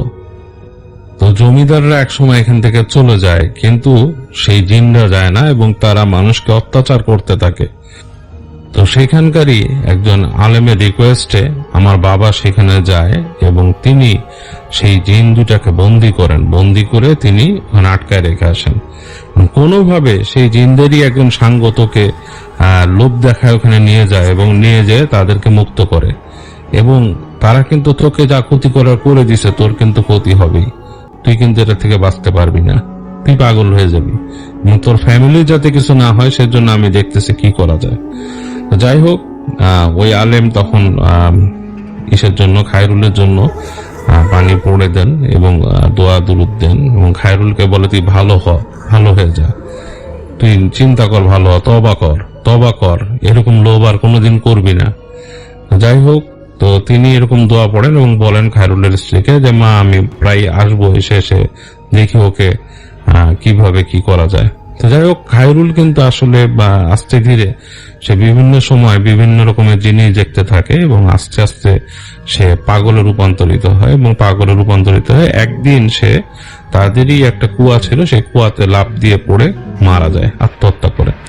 তো এইভাবে খায়রুলের জীবন অবসান হয় এবং সে শেষ হয়ে যায়, এবং খায়রুলের স্ত্রীও এক সময় বৃদ্ধ হয়, এবং এই কাহিনীটা আর কি তখন ওখানকার অনেকেই জানতো আর কি, এভাবেই আর কি কাহিনীটা জানে, এবং এইভাবেই রোপণ আমার সাথে কাহিনীটা শেয়ার করে। এলাকার অনেক বড় কাহিনী হয়ে গেল, আমি জানি না কেমন লেগেছে আপনাদের। আপনারা অনেকে বড় কাহিনী এখন শুনতে চান, আবার অনেকে এটা বলেন যে বড় কাহিনী না বলে ছোট কাহিনী বলেন। তা আসলে ব্যাপারটা যেটা হয় যে আমি যখনই আমাদের এখান থেকে একটা দুইটা বড় কাহিনী শেয়ার করি, তখন দেখা যায় পরবর্তী কাহিনীগুলো চলে আসে কয়েক পেজের। হ্যাঁ, তো আসলে পড়তে তো হয়, ঠিক না? ছোট কাহিনীও আছে, সেটাও শেয়ার করব। তো যাই হোক, এই কাহিনীটা বড় হয়ে গেল, আমি জানি না আপনাদের কেমন লাগবে। এই ঘটনাটা আমাকে শেয়ার করেছেন খন্দকার রনি ভাই। তিনি আসলে আমাদের মেইল করেছিলেন এবং আমি এটা আপনাদের মাঝে এখন উপস্থাপন করছি। তো রনি ভাই যেটা বলে, বেশ কয়েক বছর আগের ঘটনা। সে বছরের নভেম্বর মাসের 9 তারিখ ওনার ইংল্যান্ডে যাওয়া হয়। তো ইংল্যান্ডে যাওয়ার আগে উনি যেটা বলে যে ভাই আমার কাগজপত্রগুলো এত তাড়াতাড়ি তৈরি হয়ে যাবে আমি বুঝতে পারি নাই। তো ওনার ক্লাস শুরু হয়ে যাবে 11 তারিখের দিকে। তো তখন তিনি এরকম 9 তারিখ ইংল্যান্ডের উদ্দেশ্যে রওনা দেয়, এবং ওনার মনে একটাই চিন্তা ছিল যে ইংল্যান্ডে নাকি ওনার পরিচিত কেউ ছিল না, এবং সেই মুহূর্তে তিনি কোনো বাসা খুঁজে পায়নি তখনও। আর এদিকে ওনার 11 তারিখ ক্লাস শুরু। যাই হোক, রনি ভাই ইংল্যান্ডে গিয়ে পৌঁছায়। তারপর ওনার ওইখানে প্রথম দিনটা নাকি কোনো একটা মসজিদে কোনো রকম থাকতে হয়। তারপরের দিন উনি ওনার যেখানে ভর্তি হবেন, যেখানে ইউনিভার্সিটি যেটা ছিল ওখানে ভর্তি হবেন, সেটা নাকি ছিল কভেন্ট্রিতে। তো ওখানে অনেক স্থায়ীভাবে থাকতে হবে। তো উনি প্রথম দিন যাওয়ার পর কারোর সাথে মানে কয়েকজনের সাথে পরিচয় হন, এবং ক্লাস শুরু হওয়ার পরে ওনার 4 জন বাঙালি এবং একজন পাকিস্তানের সাথে পরিচয় হয়। তো ওনারা পরে দেখছে যে সবারই এরকম বাসার দরকার, তো ওনারা একসাথে বাসা খোঁজা শুরু করে। সেখানে পাকিস্তানে একজন ভদ্রলোক ছিল, সেই ভদ্রলোক ওনাদেরকে কথা দেয় যে একটা বাসা এরকম খুঁজে, মানে বাসা দিবে একটা। সেই ভদ্রলোকের নাকি একটা ভালো একটা বাসা ছিল, কিন্তু সমস্যা হচ্ছে সেই বাসাটাতে তাদের উঠতে হবে প্রায় 15-20 দিন পর। এজন্য এই 15-20 দিন তাদেরকে একটা কনস্ট্রাকশন হচ্ছে এমন একটা বিল্ডিং এ ওই ভদ্রলোক তুলে দিবেন, মানে সেই ভদ্রলোকেরই এই বাসাটা আর কি কনস্ট্রাকশন যেখানে হচ্ছিল। তো রনি ভাই যেটা বলে যে ওনার এরকম 5 জন, মানে সেই 4 জন বাঙালি 19 এবং পাকিস্তানি যে ছিল তার নাম ছিল জারার, এরকম 5 জন ওরা সেই কনস্ট্রাকশন হবে এরকম ওই বিল্ডিংটায় উঠে। সেখানে নাকি এটা দোতলা বাড়ি ছিল, বাসাটা খুব সুন্দর ছিল, কিন্তু যেহেতু কনস্ট্রাকশনের কাজ চলছে এই জন্য অনেক কিছু নাকি অগোছালো ছিল। রনি ভাই ওনার একতলায় থাকার ব্যবস্থা হয় এবং দোতলায় ওনার অন্যান্য সদস্যরা যার যার রুমে থাকবে। তো ওখানে নাকি কিছু সমস্যা ছিল এরকম যে হিটার নাকি ঠিকভাবে কাজ করতো না, মাঝে মাঝে নাকি এটা নষ্ট হয়ে যেত। তো এর জন্য নাকি ওনাদের ওয়াশরুম অনেক সময় সমস্যা হতো এবং ওনারা নাকি ওই দেখা যেত যে শাওয়ার ছেড়ে ওনারা গোসল করা লাগতো ওনাদের, মানে ঠান্ডা পানিতেই ঠান্ডার সময়। তো এরকম কোনো একদিন রাত্রেবেলা হঠাৎ করে যে পাকিস্তানি ছেলেটা আছে জারার, সে এসে রনি ভাই এবং আরেকজন বড় ভাই ছিল ফাহিম ভাই, ওনাদেরকে এসে বলতেছে যে আমার রুমে আমি কিছু কাগজপত্র পাইছি, এগুলো একটু দেখে জানতো এসে। তো তারপর নাকি সেই ফাহিম ভাই, রনি ভাই, অন্যান্য যারা আছে ওরা গিয়ে দেখতেছে এই কাগজগুলাতে নাকি, মানে কাগজগুলো নাকি দুই একটা এরকম ফ্লোরে পড়েছিল এবং এগুলোতে এমন একটা নকশা আঁকা, এটা আরবি লেখা না, তবে এখানে নাকি কিছু ছবি আঁকা ছিল। মানে এটা যেন কেমন ছিল রনি ভাই এটা বুঝাতে পারতেছিল না, দেখে কেমন মানে ভয় লাগতেছিল সেই কাগজগুলা দেখে। তো পাকিস্তানি ছেলেটা নাকি বয়সও খুব কম ছিল এবং খুব ছটফটে স্বভাবের ছিল। সে নাকি করছে কি, মানে এটা দেখানোর সঙ্গে সঙ্গেই কারোর সাথে কোনো ডিসকাস না করে কাগজটা ছিঁড়ে ফেলছে এবং ছিঁড়ে ফেলে এটা ফালাই দিছে, ডাস্টবিনে ফালাই দিছে। তো রনি ভাইকে বলতেছে তুমি এটা ছিঁড়লা কি কারণে, এটা তো বাড়িওয়ালা বা যার এটা ল্যান্ড ওনারের কাগজও হইতে পারে, তুমি ওনাকে দেখাইতে এটা আগে। তো সেই যারা সে বলতেছে এটা আমার পছন্দ না, এই জন্য আমি ফালাই দিছি। তো যা হোক, সেদিন বা তার পরের দিন নাকি অন্যান্য কয়েকটা রুমেও ঠিক সেম কাগজ পাওয়া গেছে এবং সে পাকিস্তানি ছেলেটাই দেখছে এবং সে বাসায় হয়তো কেউ ছিল না, তখন সে এগুলো আবার ঠিক সেম ভাবে ছিঁড়ে ডাস্টবিনে ফেলাই দিছে এবং সে এটা ওই রনি ভাই এবং ফাহিম ভাই অন্যান্য যারা আছে সবাইকে এটা বলে। তো যা হোক, যেদিন কাগজ এরকম ছিঁড়া হয় সেদিন রাত্রেবেলা নাকি রনি ভাই ওনার একতলার যে রুমে ওনার থাকতে হবে সেই রুমে উনি শুয়েছিল এবং শুয়ে শুয়ে উনি মোবাইলে উনি গেম খেলছিল। তো হঠাৎ করে উনি খেয়াল করতেছে যে সিঁড়ি দিয়ে কে যেন উঠানামা করতেছে, মানে ওনার রুমের কাছাকাছি মনে হয় দোতলায় যাওয়ার সিঁড়িটা ছিল, সেটা ছিল কাঠের সিঁড়ি। তো উনি এরকম ঠক ঠক করে আওয়াজ করে কে যেন উঠানামা করতেছে এবং এটা উনি খেয়াল করে যে প্রায় আধা ঘন্টা ধরে এই আওয়াজটা হচ্ছে। এদিকে উনি গেম খেলা খুব ব্যস্ত ছিল দেখে উনি আর উঠে দেখে নাই। পরের দিন উনি ওনার যে অন্যান্য যারা ছিল বাসায় তাদেরকে বলতেছে যে তোমরা কেউ রাত্রেবেলা এরকম আওয়াজ পাইছো, আমি তো এরকম আওয়াজ পাইলাম যে কোনো সিঁড়ি উঠানামা করতেছে। বাকি যারা ছিল সবাই বলতেছে হ্যাঁ আমরা তো এরকম আওয়াজ পাইছি, ভাবছি যে আমাদের মধ্যে কোনো রুমমেট হয়তো এরকম উঠানামা করতেছিল। তো দ্বিতীয় দিন রনি ভাই বলে যে ভাইয়া দ্বিতীয় দিন যখন আমি গেম খেলবো রাত্রেবেলা একতলায়, রাত্রে ঠিক বরাবর 12:30টার দিকে এরকম আবার আওয়াজ। এবার রনি ভাই একটু সাহস করে উনি উঠেন এবং উঠে ভাবে যে দেখবে আসলে কি আছে।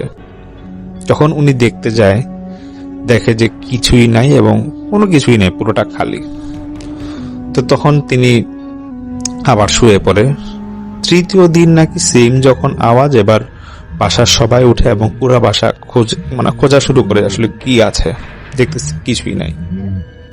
যাই হোক, এরকম 2-1 দিন ঘটার পরে রনি ভাই নাকি একদিন উনি রাত্রিবেলা শুয়ে আছে, তো হঠাৎ যখন আওয়াজটা শুনতে যাবে তখন উনি তাড়াতাড়ি নাকি ঘুম থেকে উঠে এবং উঠে উনি ওয়াশরুমের কাছে যাবে, দেখতেছে ওয়াশরুমটা লাগানো, মানে ওয়াশরুমের দরজাটা লাগানো। সেই মুহূর্তে নাকি পাকিস্তান যে ছেলেটা আছে যারা, সেও নাকি সিঁড়িতে নামতেছিল, সেও নাকি রনি ভাইয়ের মুখোমুখি আসছে। তো যাই হোক, তখন রনি ভাই বলতেছে ওয়াশরুমে মনে হয় কেউ গেছে, আচ্ছা ঠিক আছে একটু পর আমরা আবার যাবো। উনি বলে একটু পর উনি যাবে। পাকিস্তানি ছেলেটাও আশেপাশে ছিল। তো রনি ভাই নাকি এরকম ওনার বাড়ির মানে বাসার আশেপাশে উনি সিগারেট খাচ্ছিল। তো দেখেছে 10 মিনিট হয়ে গেছে, ওয়াশরুমে যে গেছে সে আসতেছে না। এদিকে রনি ভাই এবং পাকিস্তানি যে ছেলেটা তারা স্পষ্ট শুনতে পাচ্ছে ওয়াশরুমের ভিতর থেকে মানে পানি পড়ার আওয়াজ আসতেছে, মনে হচ্ছে কেউ গোসল করতেছে। দুজনকে প্রশ্ন করতেছে যে এত রাতে গোসল করে কেউ। ওরা ভাবে হয়তো ওদের রুমের কোনো রুমমেট হয়তো বা গোসল করবে, এই জন্য হয়তো ভিতরে গেছে বাথরুমে। তো একটা পর্যায়ে রনি ভাই নাকি বিরক্ত হয়ে সেই পাকিস্তানি ছেলেটার সামনে বাথরুমের দরজাটা নক করবে। রনি ভাই বলতেছিল যে ভাই আমি স্পষ্ট বুঝতে পারি যে ভিতর থেকে দরজাটা লাগানো, এটা একটা নর্মাল দরজা দেখলে বোঝা যায়। তো উনি বলে যে ভাই আমি যখন নক করলাম, 2-3টা নক করলাম, সঙ্গে সঙ্গে দরজাটা আপনা আপনি খুলে গেল। এবং আশ্চর্যের বিষয় হচ্ছে আমরা লাইট জ্বালাই দেখি, মানে লাইট নাকি বন্ধ ছিল, লাইট জ্বালায় দেখতেছে পুরা বাথরুম নাকি শুকনা এবং সব পানির যা কিছু ছিল টেপ সব নাকি বন্ধ। এটা দেখার পর রনি ভাই তার যে পাকিস্তানি ফ্রেন্ড ছিল যারা, ওকে দেখে নাকি এতটাই ভয় পায়, দুইজন নাকি মানে রনি ভাইয়ের রুমের দিকে দৌড় দেয়। যারা যেখানে উপরতলা ছিল সে নাকি তখন রনি ভাইয়ের রুমের দিকে দৌড় দেয় এবং খুব ভয় পেয়ে যায় তারা। তখন ওরা দুজনকে বলতেছে যে ঠিক আছে আমরা আজকে এখানেই থাকি, লাইটটা জ্বালা ঘুমিয়ে যাই, দেখি সকাল হলে কি করা যায় দেখবো। তখন সকালবেলা, পরের দিন সকালবেলা ওরা এই বাসায় যারা ছিল তারা সবাই বসে মিটিং করে, বলতেছে যে না অনেক হয়েছে, এরকম আওয়াজ আসতেছে, নিশ্চয়ই এরকম কোনো সমস্যা এই বাসায় আছে, আর এ বাসায় তো অন্য কেউ থাকে না, অন্য কেউ কিছু করতে পারে। তো ওদের মধ্যে একটা ধারণা ছিল যে একজন ফ্রেন্ড হয়তো মানে কেউ হয়তো বা এখানে দুষ্টাইমি করতেছে, কিন্তু না, ওরা দেখতেছে যে না, এটা ব্যাপারটা খুবই সিরিয়াস হয়ে গেছে। তো রনি ভাই একটা জিনিস খেয়াল করে, উনি পাকিস্তানি সেই ছেলেটাকে বলতেছে উদ্দেশ্য করে যে তোমাকে আমি আগেই বলছিলাম যে তুমি বাড়ি এলাকায় না জানায় এসব কাগজপত্র ছিল না, আমার জন্য কেন জানি মনে হচ্ছে কাগজপত্রগুলোর সাথে এটার কোনো রিলেটেড কোনো কিছু ইস্যু আছে। তখন তো সবাই পাকিস্তানি ছেলেটাকে বকা টকা দেয়। যাই হোক, ওরা পরে এটা সমস্যার সমাধান করে। তো ওদের মধ্যে একটা চিন্তা ছিল যে আর 2-3 দিন পরেই নাকি এই কনস্ট্রাকশন বাসা থেকে নতুন বাসায় উঠে যাবে, যে বাসাটা ওই ল্যান্ড ওনার ওনাদের জন্য তৈরি করে রেখেছিল। তারপর নতুন বাসায় ওরা উঠে যায়। তারপর নাকি এরকম তো বাসাতে আর তো কোনো সমস্যা হওয়ার কথাই না, নতুন বাসায় কোনো সমস্যা হয় না। কয়েকদিন পরে তাদের যে ল্যান্ড ওনার ছিল, পাকিস্তানি ল্যান্ড ওনার, তারা নাকি রনি ভাইকে, সেই লোক নাকি রনি ভাইকে ফোন দেয় এবং ফোন দিয়ে খুব উচ্চ সুরে কথা বলতেছে যে আমার বা তোমরা বিপদে পড়ছিল, এই জন্য আমার বাসায় থাকতে দিয়েছিলাম, কিন্তু কিছু জিনিস আমি খুঁজে পাচ্ছি না। তখন রনি ভাই বলতেছে আপনি কি খুঁজে পাচ্ছেন না বলেন। তখন সেই লোক নাকি খুব বকাবকি করে বলতেছে যে আমার এরকম কাগজপত্র ছিল কিছু, সেই কাগজগুলা খুঁজে পাচ্ছি না। তারপর রনি ভাই এবং অন্যান্য বাসার যারা মেম্বার আছে সেই ল্যান্ডওনারের সাথে দেখা করে এবং জিজ্ঞেস করে যে আসলে কোন কাগজ পাচ্ছে না, এটা খুলে বলেন। তখন সেই ল্যান্ডওনার বলতেছে যে কিছু কাগজ ছিল যেগুলাতে এরকম কিছু নকশা আঁকা ছিল, এগুলো আমি বিভিন্ন রুমে ফালায় রাখছিলাম ফ্লোরে, তো তোমরা এগুলা কোথায় রাখছো?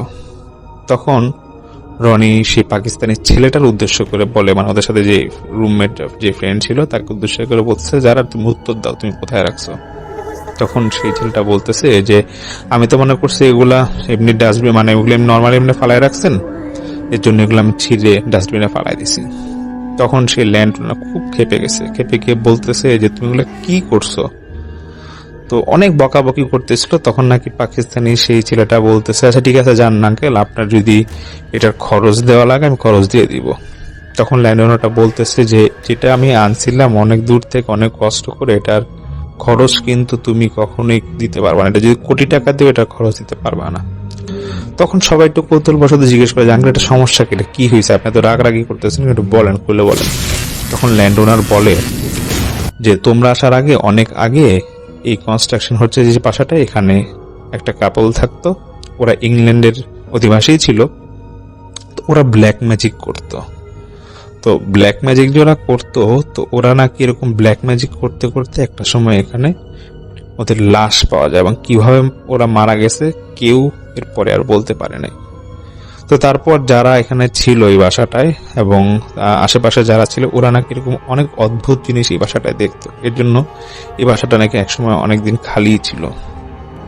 তো তারপর সে খালি থাকার পরে এই পাকিস্তানি ল্যান্ডওনার বলে যে কোনো এক জায়গা থেকে সে কিছু জিনিস নিয়ে আসছিল বা কিছু কাগজে কিছু নকশা নিয়ে আসছিল, সেটা সে বাসায় রেখে দিয়েছিল, যার কারণে বাসাটা পরে আর সমস্যা হয় নাই। কিন্তু যারা যে এই কাগজগুলা ফালাই দিছে, এই ফালাই দেওয়ার পর থেকে ওই রনি ভাইরা বলে যে ভাই ওনার থাকতে সমস্যাটা হয়েছিল এবং এই সমস্যা নাকি আবার কন্টিনিউ হওয়া শুরু করছে। তারপর নাকি রনি ভাই বলে যে ভাই সেদিন তো এই ঘটনা ঘটার পর বাড়ি এলাকা মারবা ল্যান্ডওনারকে আমরা কি জবাব দিব এটা কিছু বুঝে উঠতে পারি নাই। তো ওনাকে আমরা শুধু বলতেছিলাম যে আগে একটা ভুল হয়েছে, শুধু আমাদের ক্ষমা দৃষ্টিতে দেখবেন। তো রনি ভাই বলে যে ভাই এটা একটা ঘটনা ছিল, এটা আসলে ঘটনা বলতে উনি বলে যে ভাই এটা আমার নিজের চোখে বা নিজের কানে আমি শোনা, যে আমরা কি কি দেখেছি সেই বাসায়। আরো কিছু সমস্যা সেই বাসায় ছিল, তিনি সময় স্বল্পতার কারণে এটা আমাদের শেয়ার করতে পারেননি, হয়তো অন্য এক সময় আবার শেয়ার করবেন। এটা আপনাদের মাঝে শেয়ার করা, আশা করি আপনাদের ভালো লেগেছে। সামনে আসছে আরো কিছু ঘটনা নিয়ে, সাথেই থাকবেন। আসসালামু আলাইকুম প্রিয় লিসেনার, আমি আপনাদের কাছে 1990 দশকের একটা ঘটনা উপস্থাপন করছি। তো চলুন শুরু করা যাক। এক অলৌকিক রাত, মিস্টারের ভয়ঙ্কর অভিজ্ঞতা একদিন একটি গ্রামে হাট বসেছিল। গ্রামটি ছিল বাসা থেকে প্রায় 3-4 গ্রামের দূরত্বে। হাটটি দুপুরের দিকে বসেছিল, তাই মিস্টার বাজার করার উদ্দেশ্যে রওনা হন। তিনি যথারীতি বাজার করলেন, কিছু মাছও কিনলেন এবং পরিচিত কয়েকজনের সঙ্গে গল্প গুজব করলেন। সময়ের দিকে খেয়াল না থাকায় অনেক রাত হয়ে গেল। বাজার শেষে তিনি যখন বাড়ির পথে রওনা দিলেন, তখন চারিদিক ছিল নীরব ও রহস্যময়। সেদিন ছিল ঘুটঘুটে অন্ধকার, চারপাশ নিস্তব্ধ, কোথাও কোনো কোলাহল ছিল না।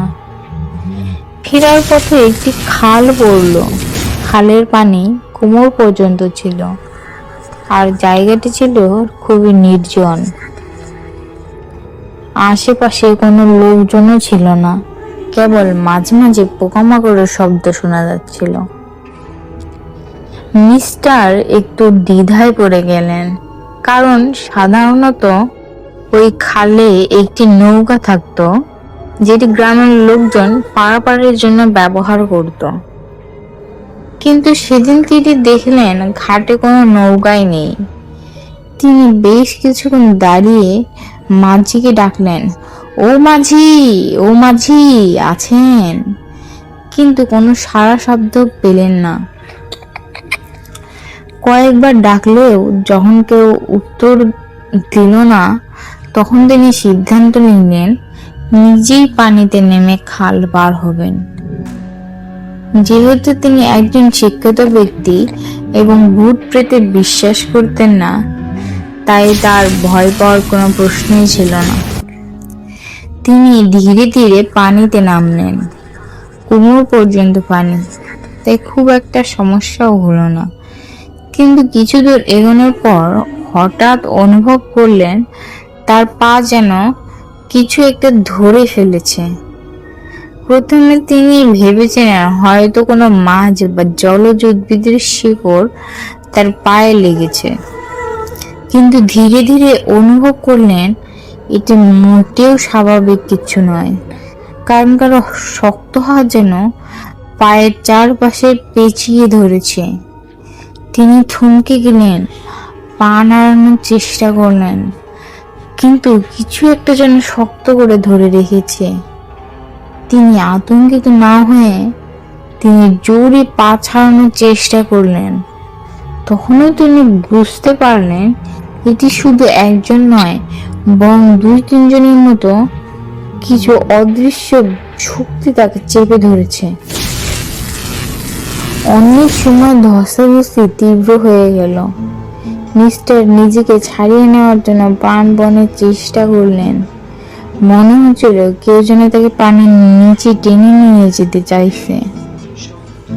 কয়েক মুহূর্তের তীব্র যুদ্ধের পর হঠাৎ সবকিছু শান্ত হয়ে গেল।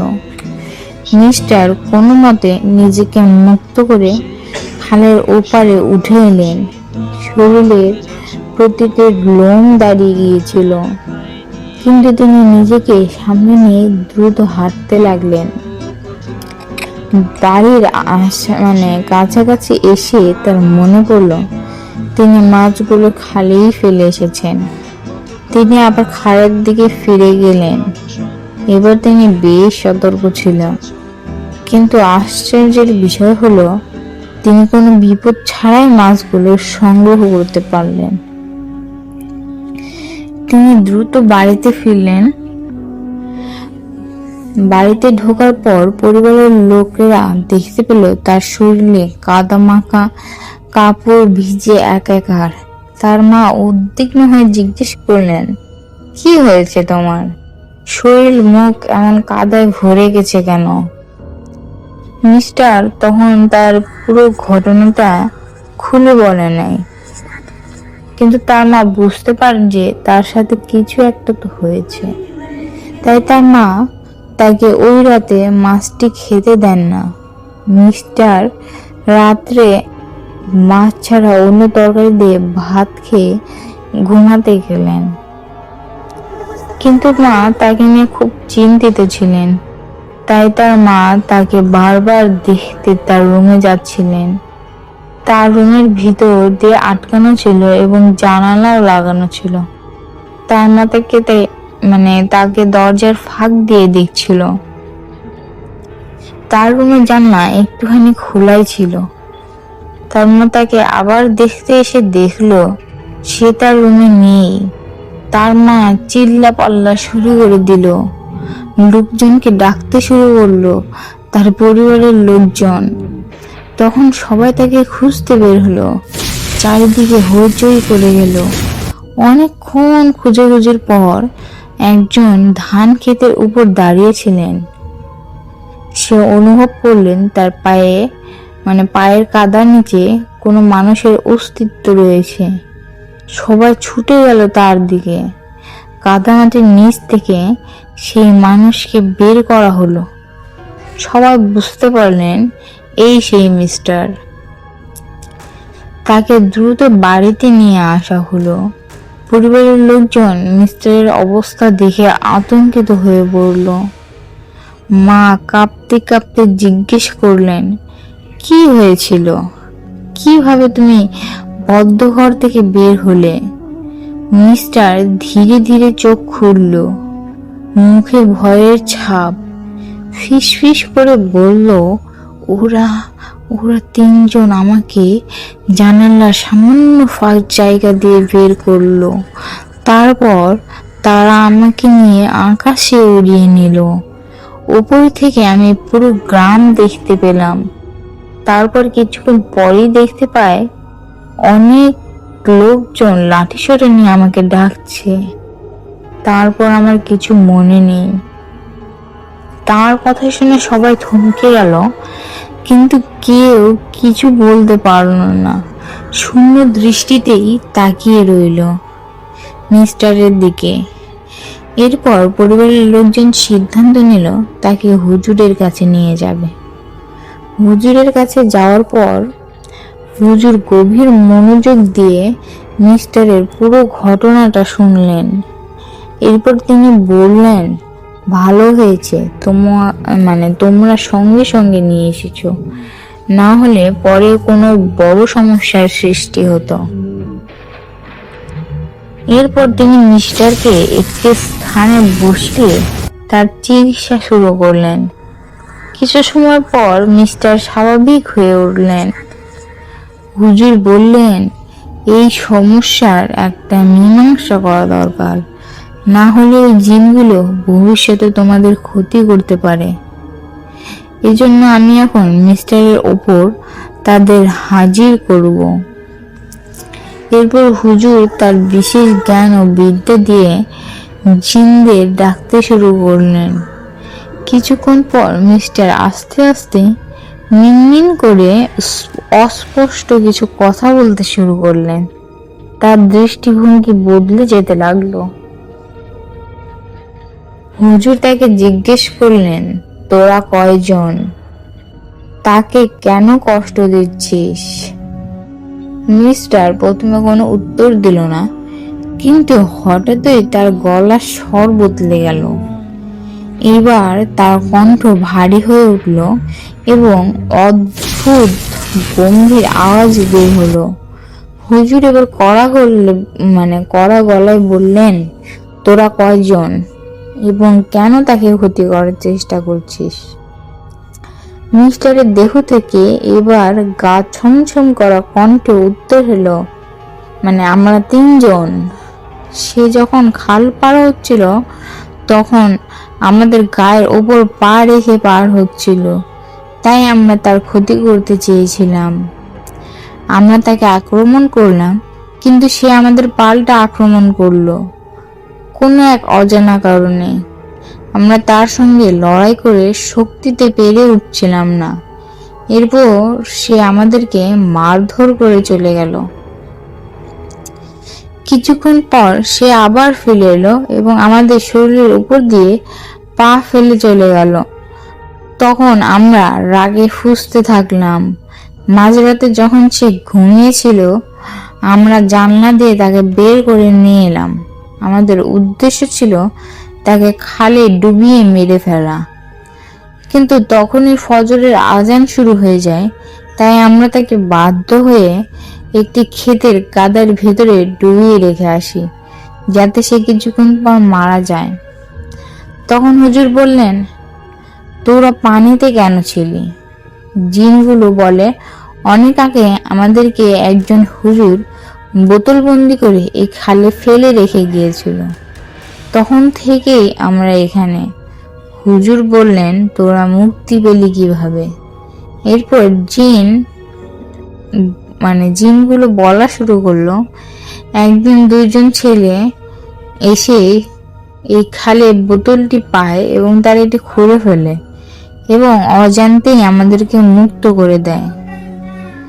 হুজুর বললেন, ওই ছেলেদের কি করেছিস? জিন বলে, তারা দুইজন খুব অল্প বয়সী ছিল, তাই আমরা তাদের কোনো ক্ষতি করিনি। তাদের আদর করে বাসায় পাঠিয়ে দেই এবং তাদেরকে কিছুই বুঝতে দেই না। হুজুর বললেন, যা হয়েছে হয়েছে, এই ছেলেকে কষ্ট দিস না, তাকে ছেড়ে দে। সে অজান্তে একটি ভুল করে ফেলেছে।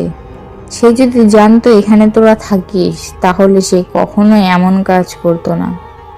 কিন্তু জিনেরা তো যেতে নারাজ। তারা বলল, এই ছেলে আমাদেরকে অপমান করেছে, আমরা তাকে মেরেই ফেলবো। হুজুর এবার কঠোর কণ্ঠে বললেন, এখনই তাকে ছেড়ে দাও, আর কখনো তার ক্ষতি করবে না। কিন্তু জিনেরা সহজে রাজি হচ্ছিল না। তখন হুজুর আরো দৃঢ় স্বরে বললেন, যদি এখনই না যাও এবং যদি কখনো ওর ক্ষতি করার চেষ্টা করো, তাহলে জানো আমি তোমাদের সঙ্গে কি করতে পারি। এই কথাটি শোনার পর জিনেরা চলে যেতে রাজি হলো। তবে হুজুর বললেন, তাহলে প্রমাণ দিয়ে যাও, সামান্য গাছের একটি ডাল ভেঙে দাও। এই কথা বলার সঙ্গে সঙ্গে মিস্টার হঠাৎ অসংলগ্ন হয়ে পড়ল। তার শরীর কাঁপতে লাগলো এবং চারপাশের উপস্থিতি সবাই আতঙ্কিত হয়ে গেল। সবাই তাকিয়ে দেখলো সামনে বিশাল এক গাছের মোটা ডাল বিকট শব্দ করে নিচে থেকে ভেঙে মাটিতে পড়ল।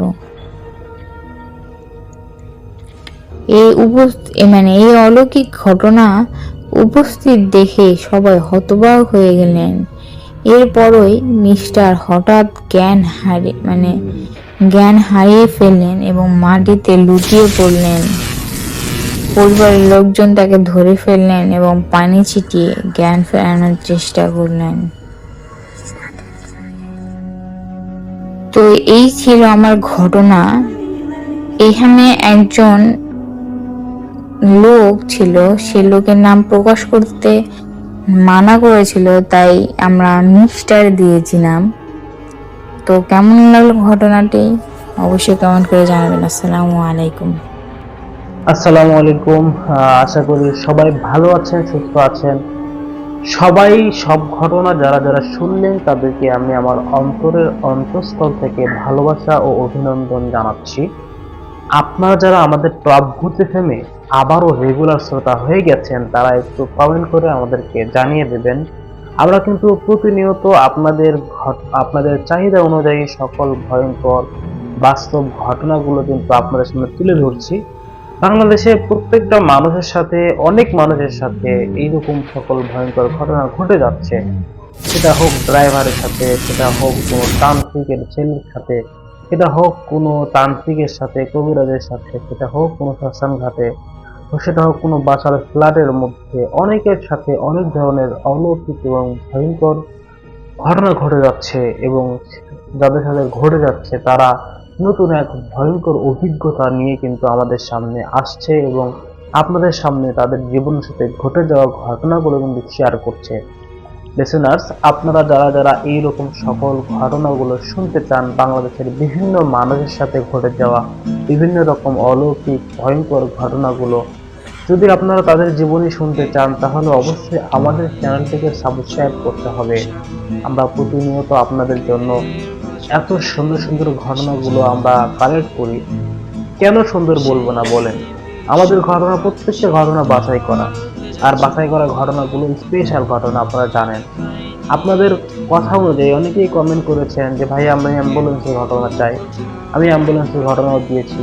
অনেকেই বলেছিলেন ভাইয়া আমরা গ্রামের ঘটনা চাই, আমরা গ্রামের ঘটনা দিয়েছি। অনেক ভাইয়েরা কমেন্ট করেছে ভাইয়া পরিত্যক্ত গ্রামে কি হয়, পরিত্যক্ত বাড়িতে কি হয়, এরকম একটা ঘটনা, সেটাও দিয়েছি। অনেকেই চেয়েছেন যে ভাইয়া বা হাসপাতালের যে মর্গে ডোম থাকে, এদের সাথে কি কোনো ভয়ঙ্কর ঘটনা ঘটে না ভাইয়া? এদের ঘটনা যদি দিতেন, দেখবেন আমাদের চ্যানেলের ভিতরে এই এই ঘটনাটাও দেওয়া আছে। তো আমরা আপনাদের চাহিদা অনুযায়ী সকল ঘটনা কিন্তু এই চ্যানেলের মাধ্যমে আমরা আপলোড করে থাকি। আপনারা যদি আমাদের ভালোবাসেন, আমাদের সাপোর্ট করেন, আমরা কিন্তু অনেকে দূর যাব এই ভূত ফিল্ম নিয়ে। আপনারা যারা যারা আমাদের সাথে প্রথম থেকেই আছেন, আমরা বলবো যে আমরা আপনাদের জন্য যে ঘটনাগুলো সিলেক্ট করেছি, আমি বিশ্বাস করি যে এই ঘটনাগুলো আপনাদের ভালো লাগতে হবে। আচ্ছা, আমি আজকেও বলছি যে আপনারা কার কার কণ্ঠে কি ধরনের ঘটনা শুনতে ভালোবাসেন। অনেকেই অনেক ধরনের ঘটনা শোনেন, যেমন মানুষের সাথে ঘটে যাওয়া সত্য ঘটনা। অনেকে আছে যে কোনো পুরোহিত মশাইয়ের সাথে ঘটে যাওয়া ঘটনা। অনেকে আছে যারা ওই যে শ্মশান ঘাটে যে মানুষগুলো পড়ে, এই এই এই এদের সাথে অনেক ঘটনা ঘটে যায়, ভয়ঙ্কর ঘটনা। সেই ঘটনাগুলো কিন্তু তারা শেয়ার করে। এরকম ঘটনা শুনতে চান কিনা? অনেকেই আছেন যে মানুষের বাসা বাড়ির ভিতরে ঘটে যাওয়া ঘটনাগুলো চাই, তাদের সাথে ঘটে যাওয়া ঘটনাগুলো কিন্তু আমাদের সামনে তুলে ধরি। রিসেন্টলি আমি, আপনারা তো বিশ্বাস করবেন না, আমার সাথে কিছু ঘটনা ঘটে যাচ্ছে। হয়তোবা এই ঘটনা ঘটার পিছনে অনেক কারণ আছে। জিনদের এক ধরনের দুষ্ট জিন আছে যারা এরকম সমাজের মানুষদেরকে বিভিন্ন ধরনের বিভিন্নভাবে তারা হ্যারাসমেন্ট করার চেষ্টা করে। যেমন আমাদের এলাকাতে একটা জঙ্গল কেটে একটা মসজিদ হয়েছে। এই মসজিদে এক ইমাম সাহেব, এই ইমাম সাহেব ওই মসজিদের যে মালিক, এই মালিকের সাথে তিনি কথা বলে ওখানে একটা টিনের ছাপড়াতে একটা ঘর করে দিয়েছে। ওখানে ওই হুজুর, মানে যে ইমাম সাহেব, সে তার স্ত্রী এবং তার কন্যাকে নিয়ে থাকতেন। তো ওখানকার ওই জঙ্গলের একটা জিন তার সাথে যে মানে বেয়াদবি এবং যে যা করেছে, মানে জিন জাতি কিছু কিছু আছে এত খারাপ, আপনারা শুনে অবাক হয়ে যাবেন। এই ঘটনাটা আমি আগামীকাল এপিসোডে আপনাদের শোনাবো। তার মুখ থেকে শুনলে আপনারা ভয় খেয়ে যাবেন। এবং শুধু তাই না, ওই মসজিদটা কিন্তু একটা আলুস্টল। এই আলুস্টলের মধ্যে একটা মসজিদ, এবং এই আলুস্টলের পাহারা দেওয়ার জন্য একটা দারোয়ান থাকে গেটে। এই দারোয়ানও দেখেছে অনেক ঘটনা জিনেরা।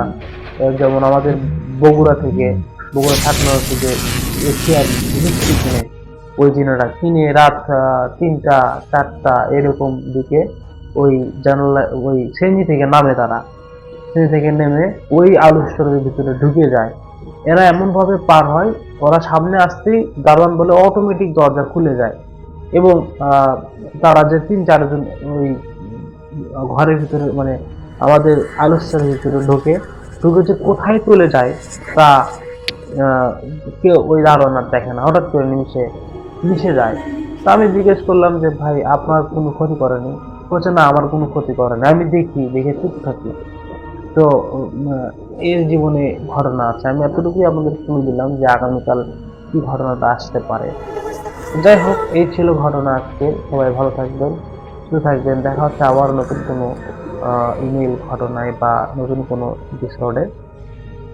সে পর্যন্ত আসসালামু আলাইকুম। পরবর্তীতে মানে আপনারা কি ধরনের ঘটনা শুনতে চান, আর আমি যে ঘটনা দুটো বললাম, দারুণের ঘটনা, ইমাম সাহেবের ঘটনা, এই ঘটনা রিসেন্টলি আসবে আমার এই টপ ভুকিং চ্যানেলে। আপনারা চোখ রাখুন, ইনশাল্লাহ পেয়ে যাবেন। শুনে আনন্দ পাবেন, ভয় পাবেন, আর বুঝতে পারবেন যে একজন ইমাম সাহেবের কতটা আহ, কষ্ট এই লুকিয়ে থাকে এই ফজরের দিকে ওঠা।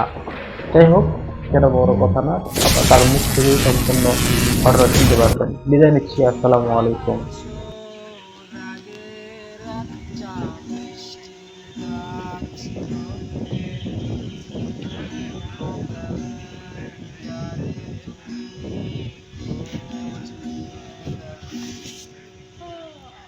অনেক বছর আগের একটা কাপড়ের ভেতর আমার কি টের পেয়েছি। অনেক বছর আগের একটা বৃষ্টির রাত ছিল, কোনো ক্যালেন্ডারে খোঁজ নিয়ে দেখো। অনেক বছর আগের একটা শীতে কাপনের ভেতর আমার কি টের পেয়েছি। অনেক বছর আগের একটা কফির টেবিলে মদের বোতলে আমারে কি নেশা করেছি। অনেক বছর আগের একটা কফির টেবিলে মদের বোতলে আমারে কি নেশা করেছি। অনেক বছর আগের একটা পুরনো ছবির প্রেমে ধুলাবালি ধুলাবালি মুছতে মুছতে আমারে মুছেই দিলে। ধুলাবালি ধুলাবালি মুছতে মুছতে আমারে মুছেই দিলে।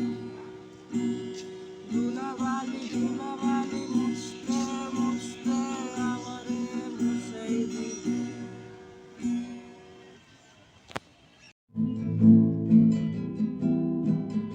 এই সন্ধ্যায় দু চোখ সাগরে বুকের পাজরে ভেসে যায়। অবাক যোজনায় লুকিয়ে রেখেছি ভেজা চোখ দেখাইনি তোমায়। এই অবেলায় তোমারই আকাশে নীরব আবসে ভেসে যায় সেই ভীষণ শীতল ভেজা চোখ কখনো দেখায়নি তোমায়। কেউ কোথাও ভালো নেই যেন সেই কত কাল আর হাতে হাত অবেলায়। কত কাল আর ভুল অবসন্ন বিকেলে ভেজা চোখ দেখায়নি তোমায়।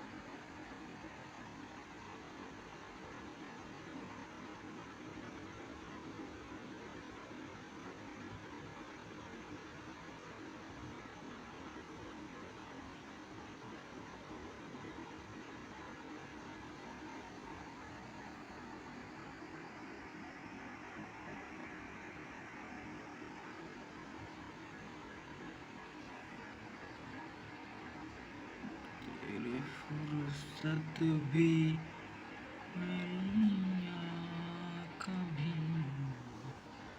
आँखों से लीजिए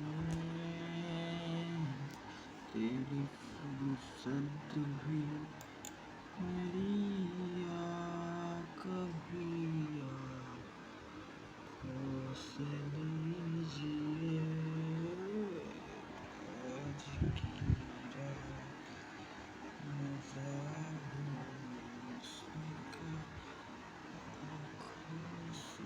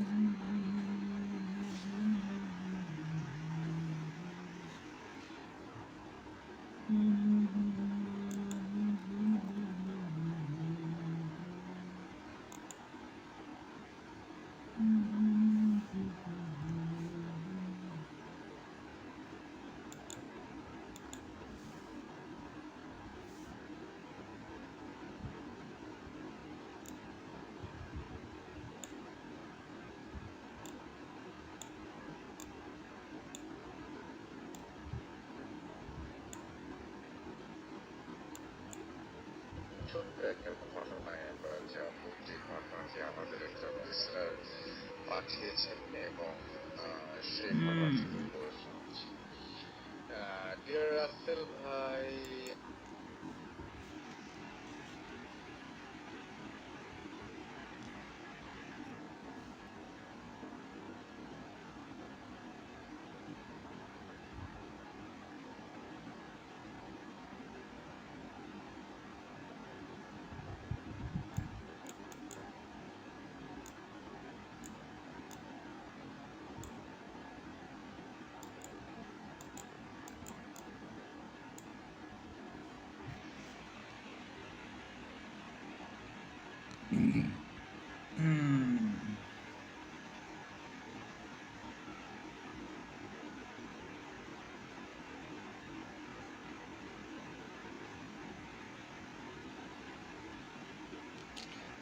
সেই ভীষণ শীতল ভেজা চোখ কখনো দেখায়নি তোমায় কেউ কোথাও ভালো নেই যেন সেই কতকাল আর হাতে হাত বেলায় কতকাল আর ভুল অবসন্ন বিকেলে ভেজা চোখ দেখায়নি তোমায়